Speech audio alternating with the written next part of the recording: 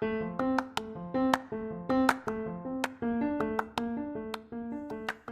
you, welcome to Sacrilegious Discourse. I'm husband. I'm wife. And together we're reading the Bible. Starting with Genesis and eventually ending with Revelations, we're working through every book and offering our atheist 2 cents. Or shekels. Yeah, those. We're asking questions and pointing out all the nonsense. We aren't academics or scholars. Nope. In fact, when it comes to religion, we really don't know anything at all. What we've learned so far is that God's a dick. Oh, he really is, isn't he? If you're interested in how we reached this startling conclusion, maybe start from episode 1. Otherwise, jump in anywhere. It's all good. Yep.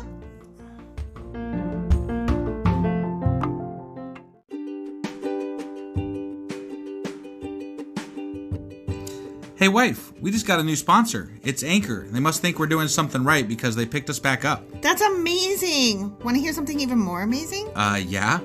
I actually know what they are. You are full of shit. I'm calling your bluff. Tell me about Anchor. Okay, so Anchor by Spotify is the easiest way to make a podcast with everything you need all in one place. I'm actually surprised you knew that, but did you also know that Anchor has tools that allow you to record and edit your podcast right from your phone or computer? Yes, because I see you do that on your phone all the time and it looks pretty simple. It really is, and when hosting on Anchor, you can distribute your podcast on listening platforms like Spotify and Apple Podcasts. But I use CastBox. Yeah, darling, I know you like CastBox. It gets distributed there too, and lots of other platforms as well. And how much are we paying for this awesome service? Absolutely nothing. Coolio! So then we should tell people to download the Anchor app or go to anchor.fm to get started? Yep, do it now. Husband. Wife. Do you remember what happened yesterday? No, I mean, not yesterday, Friday. We suck at this, you know that? No, you know what? Today is, as we're recording this, it's Sunday, and I had to buy frozen mice for the snake. Yeah. And I told the cashier, have a nice weekend. It's fucking Sunday evening. Well, there's still weekend left, you know. Have a nice weekend, I said. And then I got to the car and I hit my head against the steering wheel multiple times because I was like, what the fuck is wrong with me? Yeah. So, yeah, sorry. Yesterday is not yesterday. I mean Friday. Yes. Do you remember what happened on Friday? So, I recall that all you need to do to beat the Israelites and their 600,000 people is hold a sword in front of them and pronounce that you are the commander of the Lord's army. But prior to that, you have to sit there for a while and circumcise your entire army. Right, yes. And while they sit there healing, nobody tried to do anything. But just one guy with a sword. He just walked up and they were like, friend or foe, yo? And he was like, I'm the commander of the Lord's army. Right? And then Joshua was like, oh, okay, cool. And that was it. Yeah, that was weird. Yep. I guess we'll find out more about that today in Joshua chapter 6. Joshua chapter 6, my friend.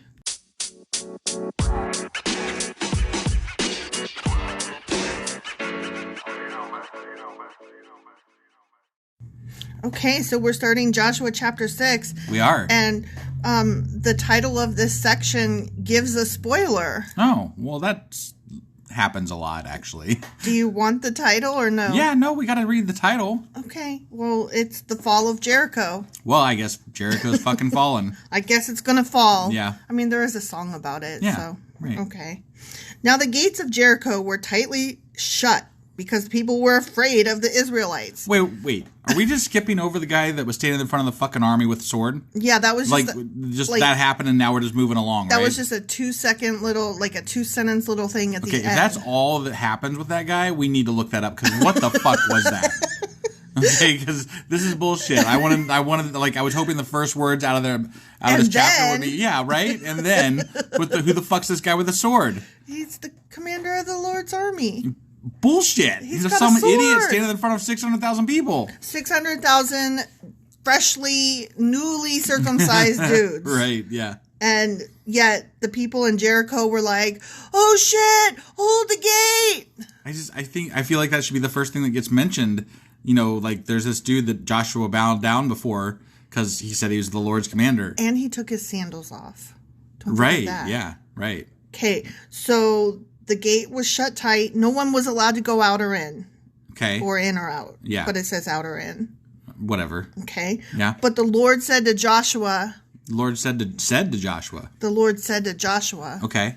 I don't know if this was face to face or in his ear. Who the fuck knows? Or maybe it was an angel. Maybe it was a dream. Column of smoke. Yeah. Or like when the Wicked Witch flew over the sky and it said, "Surrender, Dorothy." It could be that. Right. So the Lord said to Joshua, "I have given you Jericho, its king, and all its strong warriors." Then why the fuck are the doors locked? You and your fighting men should march around the town once a day for 6 days. What? Why? Why don't you just open the fucking gates? You're God. 7 priests will walk ahead of the ark, each carrying a ram's horn. What? On the 7th day, you are to march around the town 7 times with the priest blowing the horns. Okay, so when you hear the priest give one long blast on the ram's horns. Yeah. Yeah. Have all the people shout as loud as they can. Yeah, that does it every time. Shout, yeah. Then the walls of the town will collapse. And the people can charge straight into the town. But why? You know, you walk around a large wall enough and blow horns. Eventually, the wall just comes crumbling down. I don't understand. That's so arbitrary. It really is. Why? I feel bad though because if the walls came crumbling down, tumbling down, whatever, not crumbling, tumbling, whatever. Fuck cares. But if that happened, that one lady's house, what was her name? The Raina or whatever. Yeah, her house was built into the fucking wall. It was. So what happened to Raina or whatever the hell her name was? I don't know that her name was Raina. Where'd you get that? I don't from? know. That's what I remembered. I don't know. Oh, okay. I could be wrong. I probably am wrong. You're right though. Her house was built right into the wall. Yeah. So her house will remain intact except for that one side is going to be open. Like there's just like one pillar left, and it's like her house. Don't get that house. But they walk. Okay, so the Lord is going to just go ahead and knock the walls down for them. They got to walk around and blow the horns. Right. And yell really loud. And then they have to go in after the walls are down and fight. Yeah. But why? Like, why? It doesn't make sense. Yeah. Why? I don't know. If you're gonna go to the trouble of knocking the walls down for them, why not go the extra mile and just give them a plague or 3? Right. You know, I don't understand, like, if you can knock when and why the Lord steps in. Right. No, it doesn't make any fucking sense. It doesn't. So Joshua called together the priests and said, "Take up the ark of the Lord's covenant," and assigned 7 priests to walk in front of it, each carrying a ram's horn. Then he gave the orders to the people. "March around the town, and the armed men will lead the way in front of the ark of the Lord." Wait, they just said that they were going to do this, and then now they're saying they're going to do it? No, God told Joshua, "Hey, do this thing." Oh, so now Joshua is passing on the message. Hey, do this thing. Yeah, you know how it goes. Yeah, it's stupid. Yeah. After Joshua spoke to the people, the 7 priests with the ram's horns started marching in the presence of the Lord, blowing the horns as they marched. So, first God has to say it, then the guy has to pass it on to the people, and then we have to hear about the people doing it. So we get it 3 times. And then in the next chapter or 2, they'll probably refer back to it. Right, yeah. So you got to hear it multiple times. It's very important that you repeat things. Yeah. It's very important in the Bible. So when they say Joshua fought the Battle of Jericho, did he though? I don't know. We haven't even fucking got there yet. Okay, but I'm just saying, like, assuming that this goes the way they say it's going to go, right? Yeah, right. Like, we know that Jericho will collapse, right? The walls, sure. But we know that they fight Jericho and win, right? We know that. Sure. So when they say that Joshua fought the Battle of Jericho, like, that's how we remember this from the Bible, if you've heard this story before. But I didn't know that God just knocked the walls down. So I'm like, but did he fight that battle if the walls just came tumbling down? I mean, they blew horns and they yelled really loud. No, but okay, stop. Stop being ridiculous, because there's enough of that. I don't need you adding to it. It's really irking me. Yeah. And the Ark of the Lord's Covenant followed behind them. Some of the armed men marched in front of the priests with the horns, and some behind the ark, with the priests continually blowing the horns. "Do not shout, do not even talk," Joshua commanded. "Not a single word from any of you until I tell you to shout. Then shout." Right? Shout, let it all out. Yeah. These are the things we can do without. Come on. Is that how that song goes? Something like that, yeah. Okay. So the Ark of the Lord was carried around the town once that day, and then everyone returned to spend the night in the camp. Joshua got up early the next morning, and the priests again carried the Ark of the Lord. The 7 priests... Oh, we got to read about... I know, we got to do the whole thing. Oh, God. The 7 priests with the ram's horns marched in front of the Ark of the Lord, blowing their horns. Again, the armed men marched both in front of the priests and with the horns and behind the Ark of the Lord. All this time the priests were blowing their horns. On the second day they marched again around the town once and returned to the camp. They followed this pattern for 6 days. Yeah, just like the Lord, told them to do, I guess. Okay, but we don't have to read about each of the 6 days. Oh, yeah, good, that's good. That's exciting. Yeah, no, that's new. I know. They were like, okay, they did it twice. Now we can just be like, right. and the like, and ... and etc. Right, yeah. Yeah. And they could have just said what the Lord said to do, and then they could have said, yeah, they did that. And then they obeyed. That all happened. And then they obeyed. Right. Right? Like, this is so repetitive and boring. But, okay, we only had to listen to it twice, okay? Yeah, sure. On the 7th day, the Israelites got up at dawn and marched around the town as they had done before. But this time, they went around the town 7 times. The 7th time around, as the priests sounded the long blast on their horns, Joshua commanded the people. What did he command them? To yell? No. Wait. Not yell. Shout. Oh, whatever. It's the same thing. Shout. Shout. Like the song. Shout. Let it out. Yeah. Yeah. Got it. Okay. For the Lord has given you the town. I mean, he will in a minute when you shout. Right, but do you have to fight people and die? Or is he giving it to you? Yeah, I don't know. Right. I'm so just put out by this. It's so, pointless. It's pointless. It's silly. That's pretty much everything we've read. I know, but this story in particular that we're reading right this moment is pointless and silly. Yeah. Jericho and everything in it must be completely destroyed as an offering to the Lord. Only Rahab, that was her name. Rahab, I was close. Raina. Yeah, something like that, yeah. You said Raina. I did. Rahab. The prostitute and the others in her house will be spared, for she protected our spies. So apparently that part of the wall did not fall down. That part of the wall did not fall down. Had to have been so. Right. Right, yeah. Otherwise. Yeah. So her house wasn't built into the wall. Probably not even against the wall, but more near the wall. Well, but they climbed through the window of her place wall, down the wall. So it sounds like it was built into the fucking wall. Well, I don't know how that works. I would like Spielberg to make a movie envisioning this so that I can actually see how it went. Right. Because this doesn't sound possible. Right. Yeah. God and magic aside. Yeah.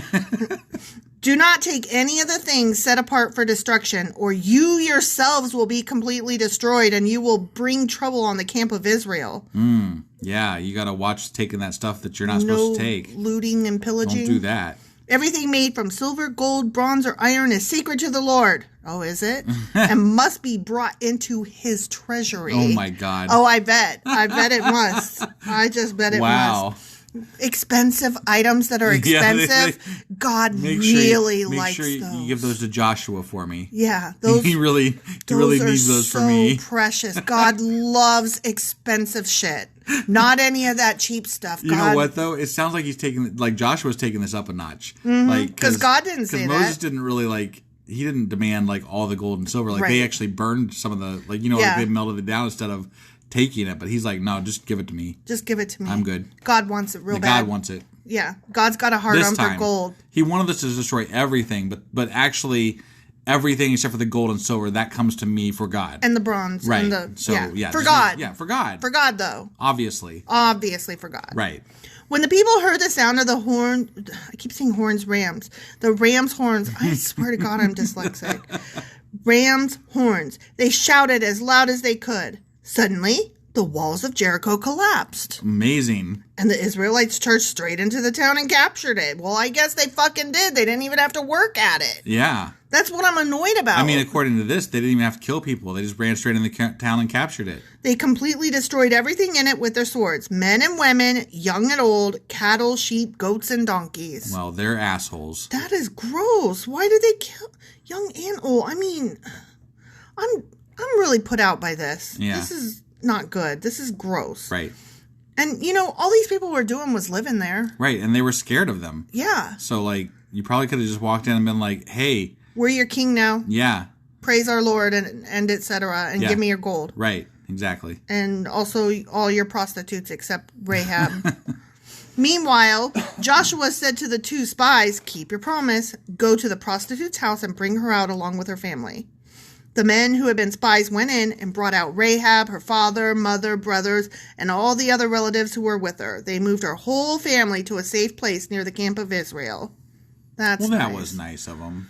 They saved that one family. Could you imagine, though, like, wouldn't you be like, I would have hidden you, too? Why her? Like, it's just the luck of the fucking draw. Right, yeah. I would have hid you in the attic or whatever. It's too late, they're already all dead. So yeah, whatever. I'm just saying, like, this is garbage. Right. Then the Israelites burned the town and everything in it, except for everything. For the gold and silver and bronze. Only the things made from silver, gold, bronze, or iron were kept for the treasury of the Lord's house. So when you say they burned everything... They used to split this stuff between the tribes, and, like, now they're not even doing that. No, now it just goes straight to the quote-unquote Lord's house, the Lord's treasury. This is bullshit. This is bullshit. This is grifting... like 102. They took it up a notch, like you said.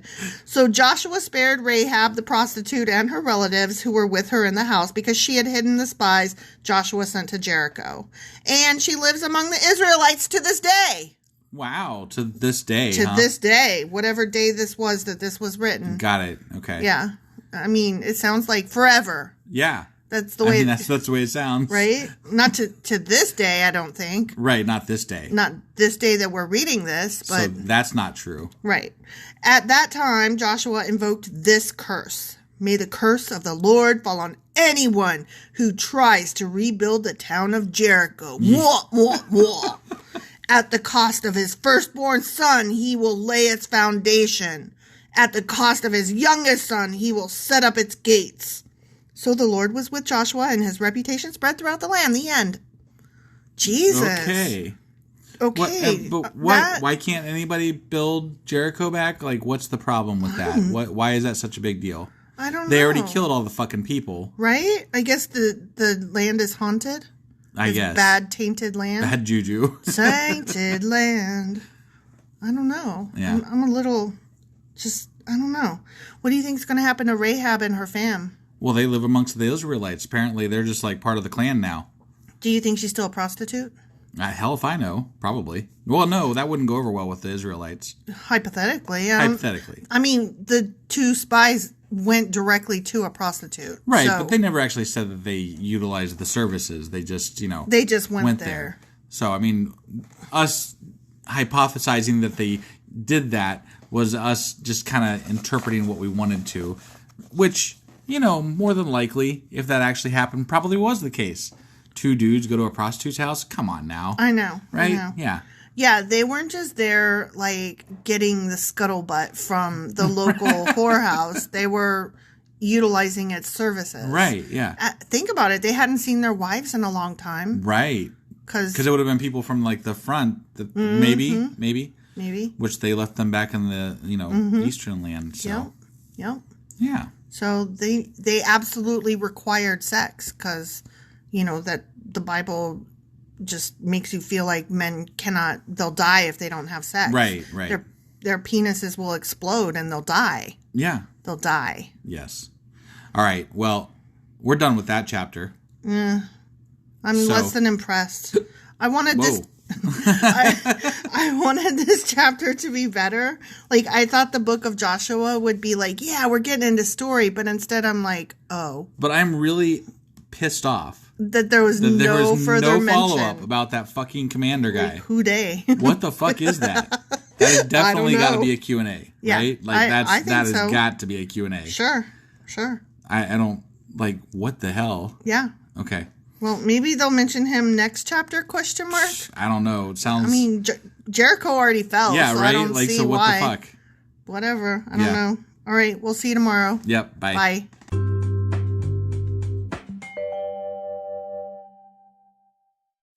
Hey, husband. Hey, wife. I threw you off. You did. Do you remember what happened yesterday? No.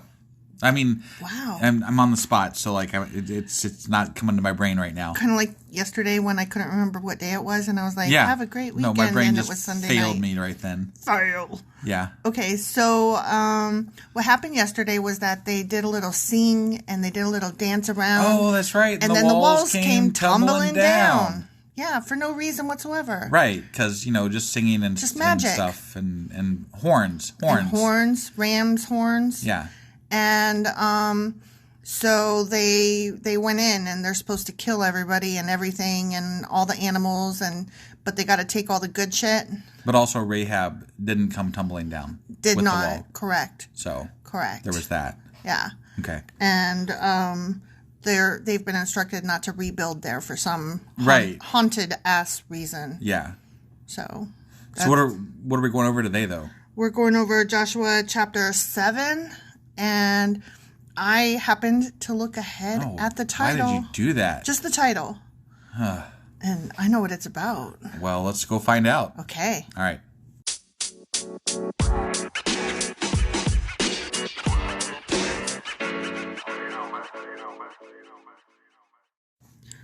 Okay, so Joshua chapter 7. Okay. But before I read the title of the next section or go into it, I got to ask you how to pronounce this dude's name. Okay. It's Achan. So it's like Achan, but that sounds too close to Achan. Achan or Achan rhymes with bacon. Yeah. Yeah. Bacon. It'd be like the 7, whatever, the bacon thing. Only we'll say Achan. The 7 steps from What? Kevin Bacon and like the the thing where you 7 people removed from him or whatever. Mm-hmm, we'll call it the Achan thing instead. The Achan instead of the Kevin in the Bible, Bacon. like 7 things to get back degrees. to Achan. 7 degrees of separation. Yeah. Yeah. That's what it is. Wow, we really stretched on Man, that was bad. Yeah. We got there though. We got there. Yeah. Okay, so congratulations to us. Just then. Yeah. We rocked the fuck out of that. Mm-hmm. Okay, the sin of Achan Bacon. Okay. Okay. He did a sin. Oh, is he gonna die? What do you think he did before we get to his punishment? What do I think he did? We just now read about they knocked down the walls and they had to kill all the people and animals. Yeah. And then they were told, give all of the gold and shit to Joshua for the kingdom. He kept some gold for himself. I bet he did. I think that's what happened. Okay. Let's find out. Ready? Yeah, I'm ready. Okay. But that's a sin, just keeping gold? He was specifically instructed to give that shit to the house of the motherfucking Lord. But couldn't that just be like a crime that it you was spend a 10 fucking days sin. And, No. He was told no. Okay. It's one thing if our teenager decides that they want to go to a concert, right? And so they just go. Right. That would be bad because they didn't ask first. It would be twice as bad if they did ask first and we said fucking no and they went anyway. Right. Right? Right. Like there's you did a bad and then there's you were specifically instructed not to do the bad and you did the bad anyway. Right. Right? Those are two different bads. Sure. Well, let's find out what he did. He took shit. I could tell you that. Okay. Okay. But Israel violated the instructions about the things set apart for the Lord. Okay. That's what happened. Okay. A man named Achan Bacon had stolen some of those dedicated things. Told ya. Yeah. So the Lord was very angry with the Israelites. Yeah, he's got to have all of his gold. Yeah. All of it. Yeah, God wants it all. God damn it. I mean, yeah. Give me that shit. Give me all the shinies. Yeah. Achan Bacon was the son of Carmi, a descendant of Zimri, son of Zerah, of the tribe of Judah. Okay. Sure. Names. Whatever you say, man. Right. Joshua sent some of his men from Jericho to spy out the town of Ai, east of Bethel, near Bethaven. What does this have to do with what we were just talking about? I don't know. They just moved right on to, like, spying. Okay. I think they're going to go back, though, because this is a longish section, and it's called the sin of Achan Bacon. Okay. All right. Okay. So I'm going to assume. Got it. Okay. I don't know. I haven't read it. Okay. There's a weird transition there. I know. It really was. Middle of the fucking sentence. Right. Like, paragraph. Yeah. Okay. So, anyway, he sent them to the town of Ai.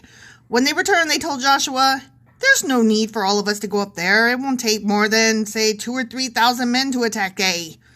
Since there are so few of them, don't make all our people struggle to go up there. Yeah, we can. Cool. It takes a few of us to kill them. Yeah. Duh. Be easy. Uh-oh. Oh. And this falls under the section of the sin of Achan. So they're going to fail. I bet they fail. Because this one dude. Jeez. And they all got to pay the price because God didn't get his gold on. God's a dick. Yeah. So approximately 3,000 warriors were sent. Oh, shit. But they were soundly defeated. Womp womp. Man. The men of Ai chased down the Israelites from the town gate as far as the quarries. Wow. I don't know how far that was. But yeah. Damn. It sounds like it was far. They want us to believe it all the way to the quarries. Yeah. Holy shit, not that far. The quarries? Oh my goodness. I say. Yeah. I mean, next time that you go for a walk, I'm going to be like, did you go all the way to the quarries? And they killed about 36 who were retreating down the slope. Got it. Damn. They lost 36 Israelites out of their 3,000. But they probably lost more than that. In their defeat. Yeah. The Israelites were paralyzed with fear at this turn of events, and their courage melted away. Them boys turned to jelly. Joshua and the elders of Israel tore their clothing in dismay, threw dust on their heads, and bowed face down to the ground before the ark of the Lord until evening. Yeah. Oh, then Joshua cried out, "Oh, sovereign Lord, why did you bring us across the Jordan River if you're going to let the Amorites kill us? If only we had been content to stay on the other side. Ay, ay, ay, ay. Lord, what can I say now that Israel has fled from its enemies? For when the Canaanites and all the other people living in the land hear about it, they will surround us and wipe out our name off the face of the earth. And then what will happen to the honor of your great name?" If it's that easy, why don't they just do it now? If what's what easy? Well, I mean, all they need is like a morale boost, and then they can defeat them. That's what they're saying? Like, now that they have this morale boost, all they got to do is surround us and defeat us. Yeah, like, I mean, what the hell?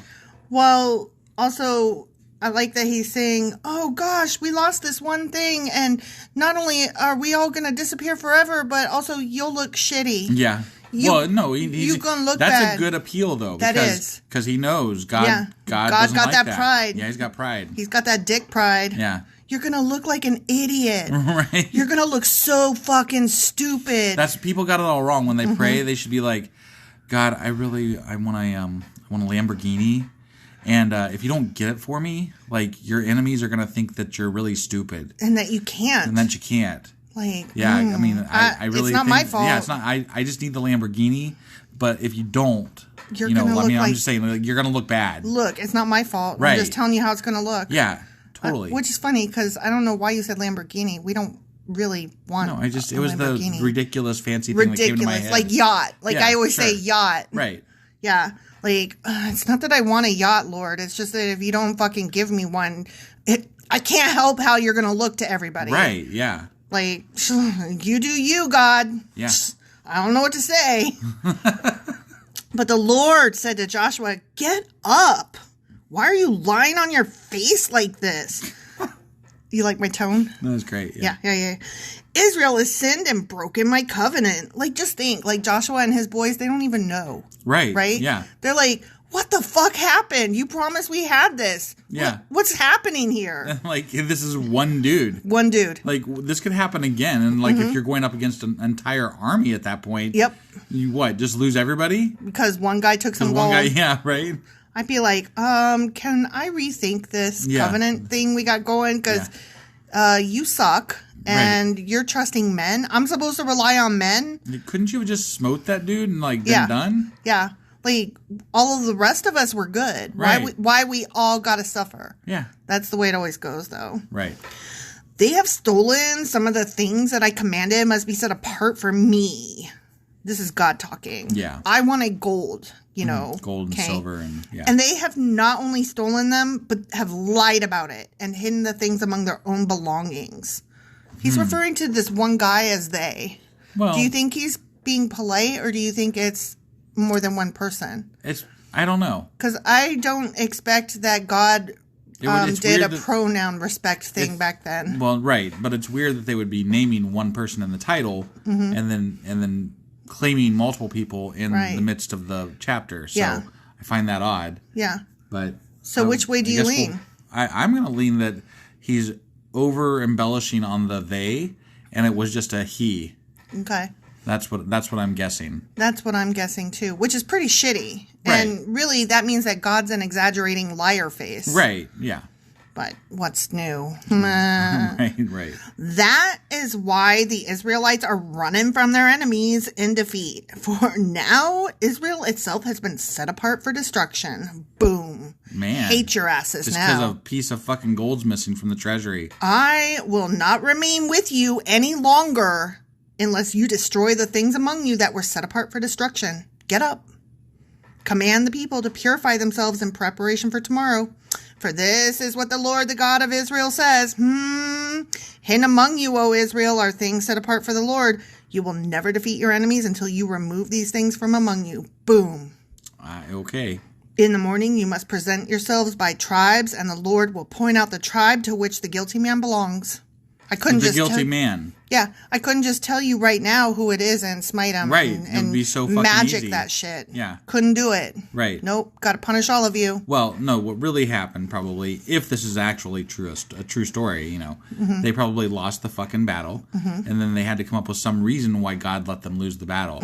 They're like, somebody did this, and then they didn't know who it was, and they didn't even know if anybody actually did it, but they're like, we're going to catch the person in the morning, and then they present themselves because, they're scared to death. Right.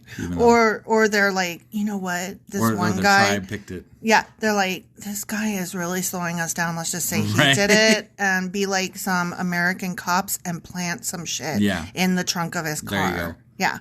Yeah. I know you guys, we all got some stuff, but let's just put it all in his tent. Yeah. No, not all of it. Just like enough to make him look bad, but we still get to keep a little bit. Right. Yeah. Because we all agree, right? Like, there's no such thing as God, right? Like, we're just... It's just Joshua. Yeah. That tribe, Yeah. must come forward with its clans, and the Lord will point out the guilty clan. That clan will then come forward, and the Lord will point out the guilty family. Finally, each member of the guilty family must come forward one by one. Okay. The one who has stolen what was set apart for destruction will himself be burned with fire along with everything he motherfucking has, for he has broken the covenant of the Lord and has done a horrible thing in Israel. Yeah. Why they got to do the parade? Because this is bullshit. Yeah, it is. God knows better. Complete bullshit. God could just like zap him. Yeah. He's done it before. Right. This is trash. Oh, it really is. There's no such thing as God. No. This is a grifty grift. Yeah, this is them playing the odds and, whatever. Somebody will come forward. And they probably all fucking took something. They just picked whoever they wanted to pick. Yeah. Early the next morning, Joshua brought the tribes of Israel before the Lord, and the tribe of Judah was singled out. Then the clans of Judah came forward, and the clan of Zerah was singled out. Then the families of Zerah came forward, and the family of Zimri was singled out. Every member of Zimri's family was brought forward person by person, and Achan Bacon was singled out. Boom. Did he burst into flames? Then Joshua said to Achan, My son, give glory to the Lord, the God of Israel, by telling the truth. Make your confession and tell me what you have done. Don't hide it from me. Let me ask you this. You're about to be smote. I'd be like, I ain't saying shit. Fuck all y'all. Yeah, right? I ain't going to tell you where I hit it, neither. Yeah. Yeah. If I get smote, then y'all can just like go to glory in what the fuck ever, burn forever. I don't fucking care. I might even make a play for Joshua. Yeah. You know, like whatever. I got nothing else going on. I'm going to die anyway. The fuck do I care? Fuck all of you, every single one. Yep. Because you know you took that shit too. Right. Fuck the fuck off. If I was Achan, that's all the shit I would say. Yeah. If you're going to die anyway, who cares? Yeah. And if he doesn't reveal it, that means that stuff remains stolen and hidden. And so all of Israel is like, they're trash in God's eyes. Sure. Until that shit gets returned, right? Right. So yeah, I'd be like, fuck all you. Yep. Achan replied, though, against what wife recommends. He says, it is true. I have sinned against the Lord, the God of Israel. Among the plunder, I saw a beautiful robe from Babylon, 200 silver coins, and a bar of gold weighing more than a pound. I wanted them so much that I took them. They are hidden in the ground beneath my tent, with the silver buried deeper than the rest. So Joshua, that was the end of the quote. Damn. I really liked that voice I was doing. Did you? I did. I didn't like it. Fuck off. I'm just saying. So Joshua sent some men to make a search. They ran to the tent and found the stolen goods hidden there, just as Achan Bacon had said, with the silver buried beneath the rest. They took the things from the tent and brought them to Joshua and all the Israelites. Do you think they brought it all, or do you think they kept a piece? I don't know. Who knows? Then they laid them on the ground in the presence of the Lord. Oh, the Lord was there that day, huh? Yeah, okay. Apparently. Then Joshua and all the Israelites took Achan Bacon, the silver, the robe, the bar of gold, his sons, daughters, cattle, donkeys, sheep, goats, tent, and everything he had, and they brought them to the valley of Achor. Then Joshua said to Achan Bacon, why have you brought trouble on us? The Lord will now bring trouble on you. Ooh. And all the Israelites stoned Achan and his family and burned their bodies. Oh my God. Jesus Christ. And his family? Yeah. Jesus. Look, I'm going to tell you something right now, husband. That's fucking cruel. I'm not getting stoned to death because of something that you did, nor vice versa. If he was going to kill my family, there ain't no way I'm fucking... No. Like, that's bullshit. Yeah, no. That's crap. This is not okay. Right? This God is bullshit, and I don't care. People keep telling me, like, oh, wait till you get the New Testament's better. It's the same God, you dumb fucks. Right. It's the same God, and he is shitty, and I hate him. Yeah. Okay? Your book sucks. Oh, this is trash. This whole family just got stoned to death, and then their bodies burned because one guy kept gold from God. Fuck you. Fuck you so hard. Right. I'm sorry. No, I agree. There is no reason to kill somebody over gold. Right. Definitely. Are you telling me that God is a greedy fuck? Because that's what I'm hearing in all of this. Yeah, I mean, that's what it seems or like. Joshua is a greedy fuck. Somebody's a greedy fuck because somebody wants that gold. Definitely. Ugh. They piled a great heap of stones over Achan Bacon, which remains to this day. Okay. Could you point it out for us, please? I would like to see that on my Google Maps. Yeah, right. That is why the place has been called the Valley of Trouble ever since. Valley of Trouble. Trouble. I knew you were trouble when you walked through. Oh, I see. I was thinking the... We got trouble right here in River City. Yeah, that's what I was thinking of, yeah. And that starts with T, and that rhymes with P, and that starts with pool. So the Lord was no longer angry. The end. I know I'm not. Awesome. You know what? When I stone people and then I burn their bodies, I'm not angry anymore That makes either. me so happy. I love murdering people. Yeah. Especially, I mean, throwing that first little rock. Like you start with a little rock and then they're like, oh, this ain't so bad. And then you pick up a big, huge fucking brick. Right. And you just like, you wail it. Whatever. Yeah. And you don't, like, the first little rock, you hit them in the head and they're like, oh, that hurt, but it was a little rock on my head. It's okay. Right. It's not so bad. Yeah. And that brick, you don't hit them in the face with a brick. You hit them in the shoulder because then they're still like, oh, that hurt, but at least they didn't hit me in the head, right? And they keep like like thinking like maybe I can live through this, and so you just keep doing it like that, right? Right, And then right. suddenly you just pick up the biggest boulder when you're done, when your arm is tired because you threw so much and you're like, finish him, Right. and then you just smash him. Right, but then they got to pull all those rocks off to burn them because they burned them afterwards. God did it. I don't give a fuck. Yeah, God could lift those rocks, whatever. That's on God. Sure. I did the stoning. God could do the burning. Right. I mean, wait. No, it does say that they burn the bodies. Yeah. Well, shit. Okay, so for every rock I throw, somebody else got to go up and pick that rock up. So that way you're not like you don't have to pull the whole pile up. You have the kids playing ball return. Oh my God! We just watched the movie King Richard, and there's that kid that runs across the court to get the ball. Yeah, right. yeah. Yep. It's just like in a tennis match. That was a good movie, by the way. And I don't even like tennis, so if you're into like Venus and Serena Williams and Will Smith and Oscar movies, because it went up for Best Movie and Best Directing, I think, maybe? I don't remember. Anyway, it went up for a bunch of shit. Yeah. It's a good movie. I don't like tennis, but it was good. Yeah, it was. All right, I think that's enough rambling. Well, I had to go there because I was so pissed. I had to get my blood down. Right. Also, wife does not actually enjoy stoning people to death. No. Just to be clear. You know what? I like tennis more than I like stoning people, Definitely. and I don't like tennis. Right. So there you go. Yeah. All right. So tomorrow, we're going to be reading Joshua chapter 8. And we will find out more about what these fuckers did and where they went and if they got defeated or if they did another Jericho or if somebody else got smote or if there was more. But we probably still won't know anything about the commander of the Lord's army. Yeah, that guy with the sword. Came and went. I'm here. Yep. The end. Okay. All right, we'll see you guys tomorrow. Bye.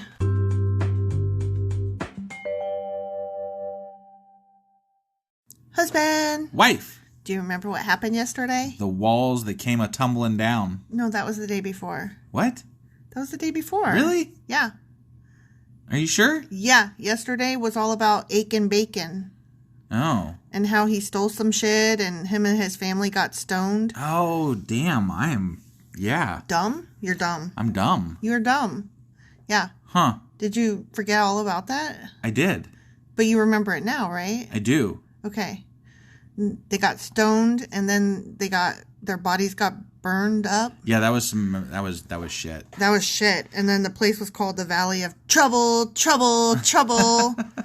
Yeah, I really sucked today. I was wow. Yeah, you were. I thought I had it and I was like, nope, I Not suck. even a little. All right. Well, today we are doing Joshua chapter 8. Great. Let's go ahead and do that. Let's.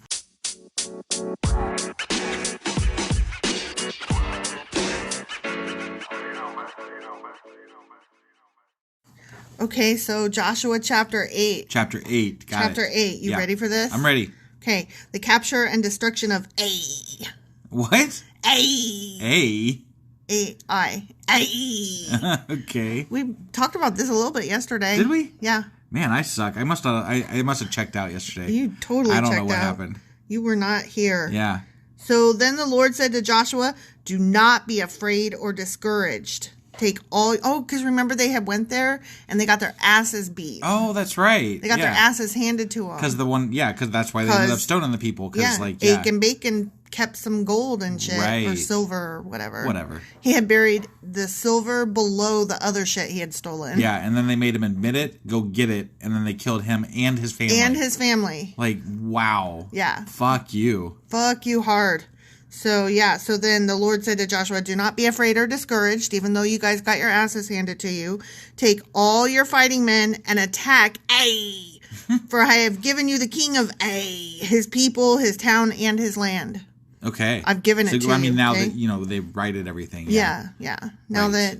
But instead of taking remember they sent like 1,000 people the last time? Mm-hmm. They're like, oh, we can take these guys, no problem. Yeah. And then this time they're taking everybody. Yeah. So, right. I mean... I would expect them to win with everybody because that's like 600,000 fucking people. Yeah. So. You will destroy them as you destroyed Jericho and its king, which, I knocked over the walls is how you did it. Right. So, what, you're going to knock over the walls again, God? Somebody said that the walls fell down like 100 years before in an earthquake. Yeah, you told me that. That's hilarious. I don't know if that's true or how much, I don't even look. Here's the thing: like, you told me it, and I didn't even doubt it for a second. Like, you could feed me some Fox News bullshit on that, and I would be like, "Yeah, that tracks." Right, yeah. Because I mean, it totally would make sense, right? Yeah. And then just God claims it 100 years later, like, yeah, I totally did that. That happened. That absolutely happened. And there was this whole marching thing around the city wall that happened too. Yeah, that's how the walls fell. Yeah. Okay. I mean, earthquake totally makes sense. So. Yeah. But this time, continued God, you may keep the plunder and the livestock for yourselves. Nice of them. Yeah. For yourselves this time. Set an ambush behind the town. Okay? Is that what it says? Yeah. Set an ambush behind the town. Oh, okay. Yeah. Yeah. So God's like, yeah, go ahead. You got this time. Yeah. And you get to keep the shit. And you get to keep the shit. The first town that you hit, I get the shit. Right. I get the shit. Yeah. Give it to God. Give it to God. Well, this is a small encampment, right? I mean, that's why they only took 1,000 people or whatever, or 2,000 people the first time, because they were like, what else? We can take these guys. Sure. So there's not going to be much there. Yeah. I mean, I'm betting there's like, maybe 500 or 600 people there or something. Maybe they have some Asherah poles there. You don't know. You don't know. They got to burn those, though. This might be like a fancy-ass little town. You don't know. Yeah. So I would never presume to know. It's like the rich district. Sure. It's where all the Bronze Age CEOs live. Oh, my God. It's totally like the Silicon Valley of the desert. Right, yeah. Sure. Okay. So Joshua and all the fighting men, all of them, set out to attack Ai. Joshua chose 30,000 of his best warriors. So not all of them. Not all of them, then. Just 30,000. Okay. And sent them out at night with these orders. They're sneaking up on them. Hide in an ambush. Why do they need to sneak up on them if God's got their back? Because I don't God understand. said ambush. Yeah, but why do you got to ambush when you got God? He's like, you got this, but be sneaky. Sneaky. Because otherwise, what? Yeah, I don't know. I don't get it. It's trash. Who cares? It is. Hide an ambush close behind the town and be ready for action. Behind the town from whose perspective? Right? Like, okay, let's say that this thing is gated, right? Yeah. So then you would know where the front gate is, then you would know where the back gate is. I guess. I mean, that would be what I... Like, okay, when I was in the Army, I was stationed... What distinguishes, though, a front gate versus a back gate, though? When I was in the Army, I was stationed at Fort Shafter in Hawaii. And the front gate was the big front gate. Okay. Like, it was big, and it was marked front gate. Got it. You had to drive through and stop at the front gate and get your shit checked and show your ID and maybe they turn had off some your rocks lights. with plaster on it up there that said front gate. Right. And then, if you drove in the back one... There was, not even a guard back there. Right. Honestly. Gotcha. It was just for show. So, if we came in during the day, we always drove in the front gate because, sure, why not? Right. But if we came in at night... Snuck in the back? We would always sneak in the back because here's why. For me... Okay, this is totally off target. Who cares? Yeah. For me, this was at the beginning of when cars... a lot of them started having daytime running lights. Uh-huh. And here's the thing. When you approach the gate at night, you have to turn off your lights so you don't blind the guards. That's a thing. Got it. Okay? And so they would get pissed at me because I couldn't turn off my lights because, the daytime running lights were on. Yeah. And they don't turn off. And the guards are just, fucking little 18-year-old MPs, right? Sure. They don't fucking know. Yeah. And so they're like, turn off your fucking lights. And I'm like, cannot do. And they're like, yeah, you can and you will. And I'm like, show me the button and I absolutely will. And they couldn't. But it was a different guy every fucking time because that's the military. So I was like, fuck this. Right. And I would go in the back. And that's how you know where the back is. It's where the guards aren't. Got it. Okay. Yeah. So, be ready for action, okay? Yeah. Okay. When our main army attacks, the men of Ai will come out to fight, as they did before, and we will run away from them, okay? Oh, damn. They're going to trick them. They're going to trick them, because that's how you win. They got the 30,000 around the back end. The whole rest of the army is like, oh, we're going to take our... Can you imagine 500,000 plus people running away from a fucking small-ass army? No. What? Yeah, this is stupid. We will let them chase us until we have drawn them away from the town. come this way, over here, chase me, you can't get me, no, over here, come get me. Right? They're going to play like the 3-year-old that, plays tag at you. Right. For they will say, oh, the Israelites are running away from us as they did before. Oh. That's what they'll say. Is that how they're going to say it? Yeah. Well, this was the Israelites making fun of. Oh, okay. They're going to be like, oh. Okay. Got it. So I'm not saying that this is what the people sounded like. Okay. I'm saying this is what the Israelites said the people would sound like. I got you. See? Okay. Yeah. So I'm not making fun of this poor little town. Right. Okay. But I'm sure that the Israelites were making fun of this. Probably, yeah. Dumb little town. Yeah. So then, while we are running from them, you will jump up from your ambush and take possession of the town. Oh, for the Lord your God will give it to you. Got it. Okay? Yeah, Set the town on fire. Damn. Yeah, as the Lord has commanded. You have your orders, period. But, so is that when they stop running and they kill the people that were chasing them? Or no, they just set the town on fire? They're in 2 different groups. There's the ones that are like, come and get me, and they run away, and so the guards chase them. Meanwhile, back at the camp, at the back gate, these folks are coming in because the guards are gone. Right. And these guys, the ones that were hiding out, they're going to go in and they're going to set that shit ablaze. Right, but that doesn't kill the people that were chasing them in the first place. Those they're off stage now. Okay. They're elsewheres. All right. Okay. Yeah. So they left. They went to the place of ambush between Bethel and the west side of A. That is where it is, the west side. Got it. Okay. Yeah. But Joshua remained among the people in the camp that night. Oh, so he wasn't one of the come and get me boys. He was one of the sneaking in the back ways boys. Oh. Yeah, he was. Early the next morning, Joshua roused his men and started toward A, accompanied by the elders of Israel. All the fighting men who were with Joshua... Oh, no, I was wrong. Yeah, you were wrong. I was wrong. I was exactly wrong. Yeah. Yeah. Okay, I caught it. My bad. So, all the fighting men who were with Joshua, they marched in front of the town and camped on the north side of A with a valley between them and the town. That night, Joshua sent about 5,000 men to lie in ambush between Bethel and A on the west side of the town. So, they stationed the main army north of the town and the ambush west of the town. Did they ambushing them for a second time? No, this is... the same ambush. This is the same... Same ambush, This is repeating. Okay, that's right. I always forget that they repeat everything. They're like, this is the plan, and so this is what they're going to do is the plan. And so then they did the plan. It's so... And now they're doing the plan. Not the correct way to tell a story. No, at all. It just throws me off every fucking time. Yeah. So they're doing the plan, okay? Yeah, they're doing the plan. Now they're doing the plan. Got it. They stationed the main army north of the town and the ambush west of the town. Got it. We already said. Yeah. Joshua himself spent that night in the valley. When the king of A saw the Israelites across the valley, because they were just standing up and doing jumping jacks and waving their flashlights around, going, over here. Right, blowing the ram horns. Yes, the ram horns. Yeah. Doing a little dance, sing a little song, make love tonight, something like that. He and all his army, the A guys, hurried out early in the morning and attacked the Israelites at a place overlooking the Jordan Valley. Just someplace. Right. Okay. That place. Someplace. That one place. Over there. But, oh my God, guess what? He didn't realize there was an ambush behind the town. Oh, Did you know there was an ambush? I would have never guessed because behind the town. Didn't already tell us that. He didn't know there was an ambush behind the town. Did you know I did. There was an ambush behind the town? Yeah.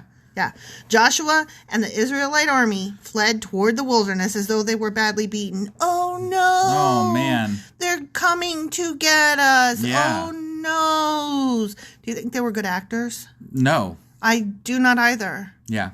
Then all the men in the town were called out to chase after them. All of them. Okay. Because that's the way you do. Right. All of you go. Well, if you got them on the ropes, you got to finish it off, right? Finish it off. Yeah. In this way, they were lured away from the town. Okay. Not a single man was left, I bet. And once you burn the town, that stops them from being able to fight, period. Sure. Did you know that? Sure. Yep. Okay. There was not a man left in A or Bethel who did not chase after the Israelites, and the town was left wide open. Yeah. It's just piss poor planning. Right. Yeah. Do you think that's how it really works? I don't know. I don't think that's how an army would do. Right. I don't think an entire town of men would be like, get them. Right. Yeah. Let's leave no guard behind. Yeah, I think that's really dumb. I have to think that that's not really how it would work. Right. Okay. Right. So this is a dumb story. It is a dumb story. Then the Lord said to Joshua, point the spear in your hand toward A, for I will hand the town over to you. I don't know why you got to point, but just do it, okay? But that's literally what Joshua's doing. This, he's luring them away. Yeah. And his sneaky team is going to sneak in and take the town. But while he's running away, he's got to be like, and now I'm pointing my wand that ways toward the town that I'm running away from. Because from multiple miles away, his 5,000 people can see him pointing the wand. Sure. Or God's going to command them at this point. I don't fucking know. This That's whole weird. thing is dumb. Yeah. Like, I don't... Okay, before shit was making me angry, this book is it's just irritating because it's dumb. all stupid. Yeah. Like, before it was, like, angering. This is just stupid. Why? And you get numb to the stupidness at some point, too. Like, I feel like I'm repeating myself at this point. Remember how the Bible's stupid? It's stupid. Did you know it's stupid? Here we go with the stupid. Yeah. Our listeners are like, man, they're calling it stupid again. I know. Will they ever stop calling it stupid? The answer is no. No, I won't. I will never. It's always stupid. Yeah, it's never not stupid. Joshua did as he was commanded. That good old Joshua. Yeah, he listens well. He's a good listener. Yeah. As soon as Joshua gave this signal, all the men in ambush jumped up from their position and poured into the town. Yeah. Yeah, they did. That signal that they were watching for from forever. I mean, did they have binoculars? I was just going to say, did they have binoculars back then? I don't think they did. I don't think they did either. Yeah. So that's some good eyesight. So they were like jumping up and down and they were like, is he pointing at us yet? Was there flames shooting from his fucking spear? I don't know. Right? How far away were they? I don't know, but they couldn't have been close, right? I would think not. You can't sneak into a fucking town if you're close. Right. So, I mean, somebody's going to look back and be like, hey, guys. Oh, we left the gate open. There's guys like just burning our shit back there. Right? Yeah. So, okay, those guys quickly captured it and set it on fire. Yeah. Oopsie. When the men of A looked back behind them, smoke from the town was filling the sky and they had nowhere to go. Except for anywhere they wanted to. Right. They could have... Like, your town doesn't define a place to go other than your house was there. My town is burning. I guess I'm just going to sit down now. Womp womp. I'm done for now. We're done. Yeah. We were beating them, but now that our town is burning, I guess we're going to give up now. Sad clown. It's all over. For the Israelites who had fled in the direction of the wilderness now turned on their pursuers. Oh, shit. Not turned. No way. When Joshua and all the other Israelites saw that the ambush had succeeded and that smoke was rising from the town, they turned and attacked the men of A. Okay. And I don't know why. How did suddenly these guys are just like put upon? I don't know. I don't get it. Like the way they describe it, they're like, oh, we give up. Yeah, you burned our town. And then Joshua's like, now they gave up. Let's kill them. Like, think about this too, right? Like, they don't know how many people were ambushing the town and burning it. It could have been like 2 guys. Yeah. Right? Because there's no men left at A. Right. Right? Yeah, none. It could have been like 3 guys ambushing their town and they're like, my town is gone. Yeah. Even though there's more of us here than the 5,000 people that tricked us. Right. We're done. Yeah. Like, this makes no fucking sense. No. There's some details left out. Yeah. And I need them. Right. For this story to make sense. Yeah. Meanwhile, back at the ranch, just kidding. Meanwhile, the Israelites who were inside the town came out and attacked the enemy from the rear. Yeah, they did. They got that ass. So the men of A were caught in the middle with Israel fighters on both sides. Israel attacked them and not a single person survived or escaped. I think I would have turned towards the 5,000 side because, right? You know. You know what I would have done? I would have looked back and been like, oh no, my town.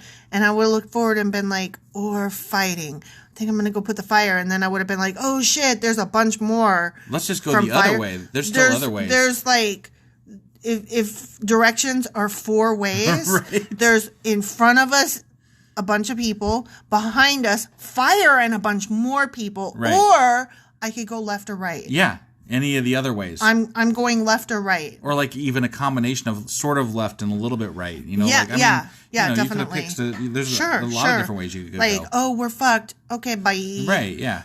Or let's think about this too. Like, oh no, our town is on fire. So maybe like our town is on fire. That means my wife, children, and animals and homestead is all back there being burned up. Right. Maybe they go back to the town and, say, yeah, wouldn't you try to see if you 5,000. could save, your wife? Would you come save me? I would, yeah. That's where I would want to go. Like, you turn around and you're like, oh, fuck me. The town's on fire, right? Get our asses back there. Like, fuck Joshua and his 5,000 little let's whatevers. turn around and run back that way. And then you see, like, oh, no, we're done for. Wouldn't you be questioning why 500,000 plus people are running away from you? 5,000, not 500,000.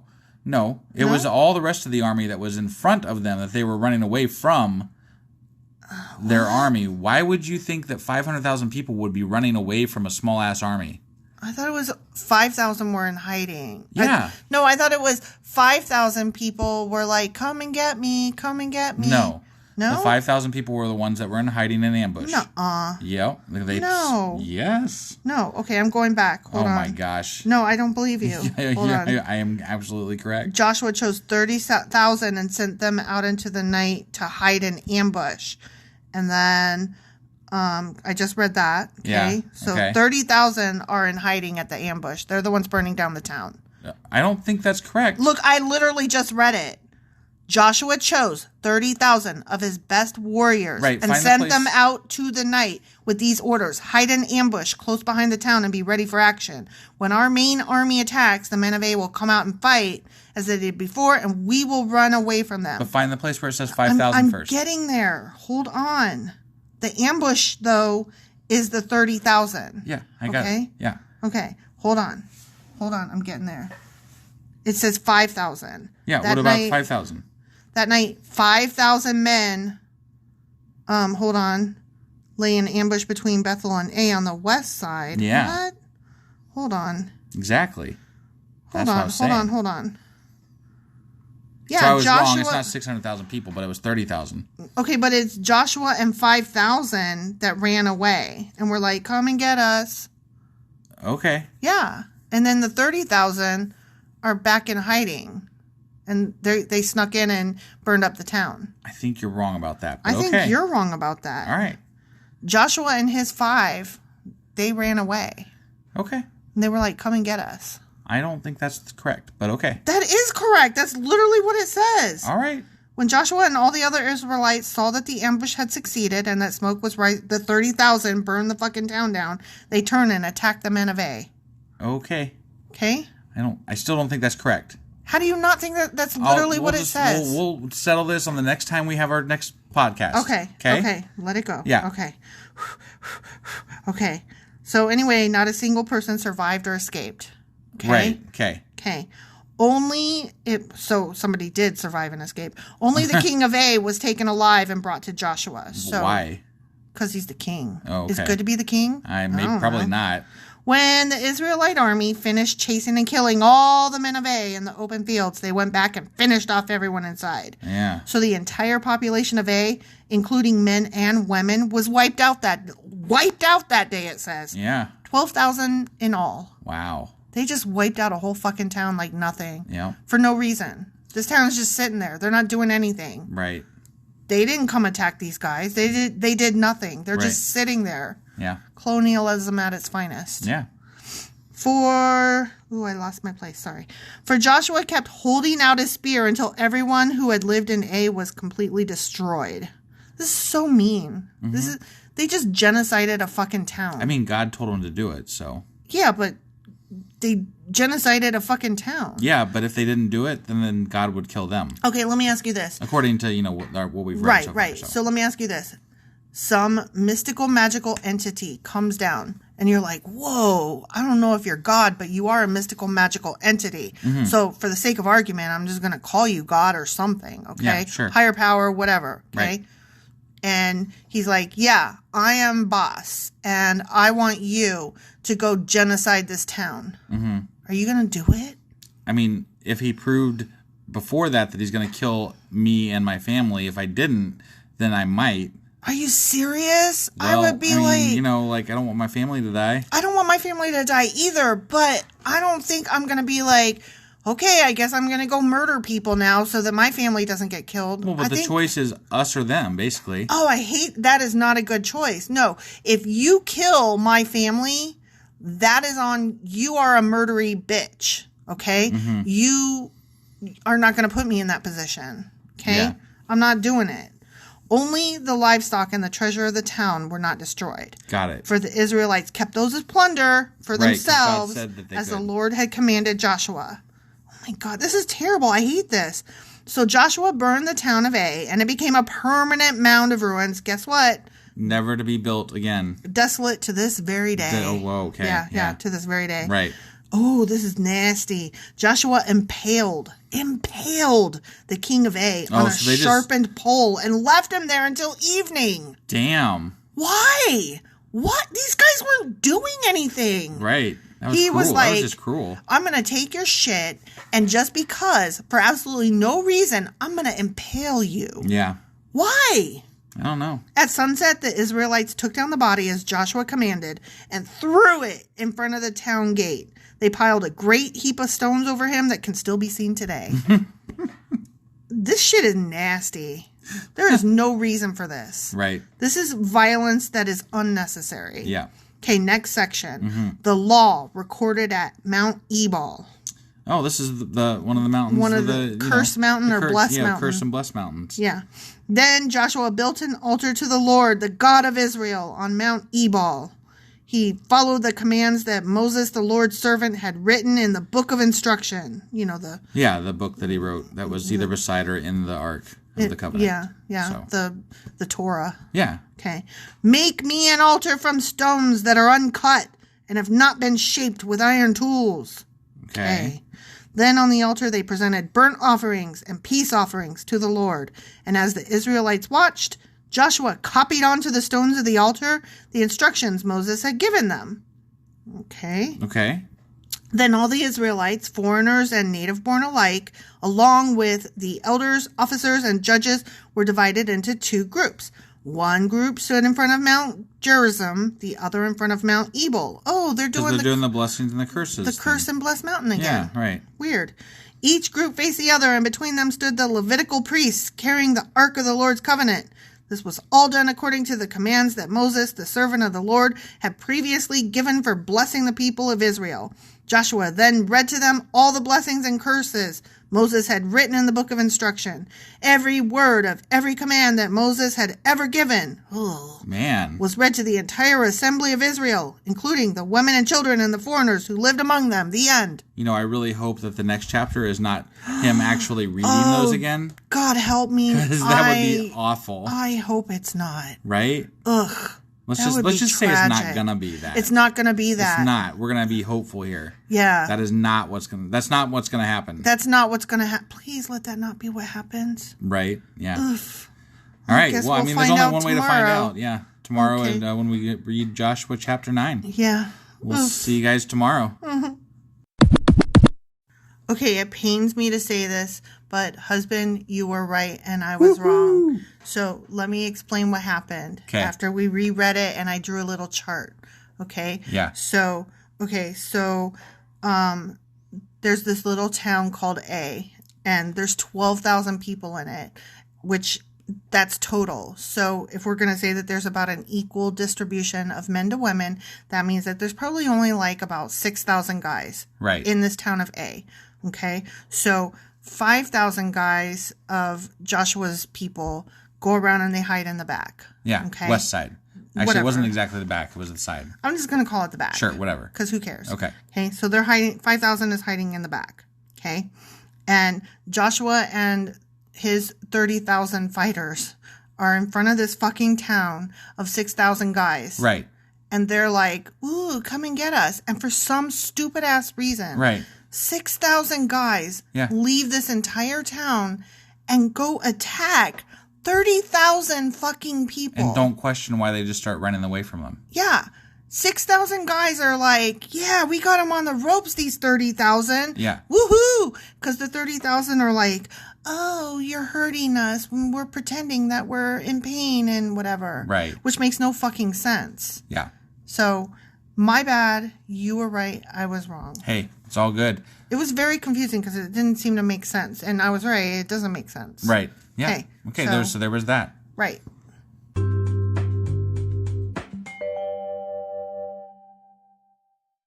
Husband. Wife. Do you remember what happened yesterday? The Israelites fought Ai.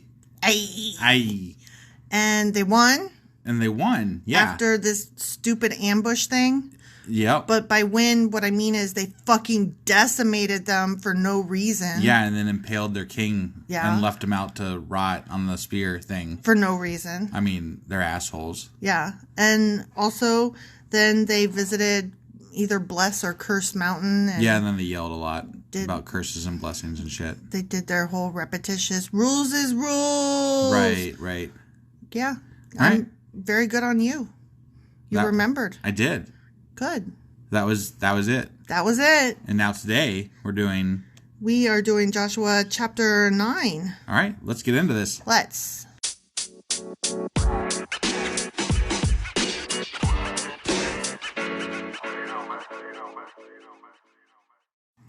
Okay, Joshua chapter 9, the deceit of the Gibeonites. The deceit of the Gibeonites. What's a Gibeonite? Fuck if I know.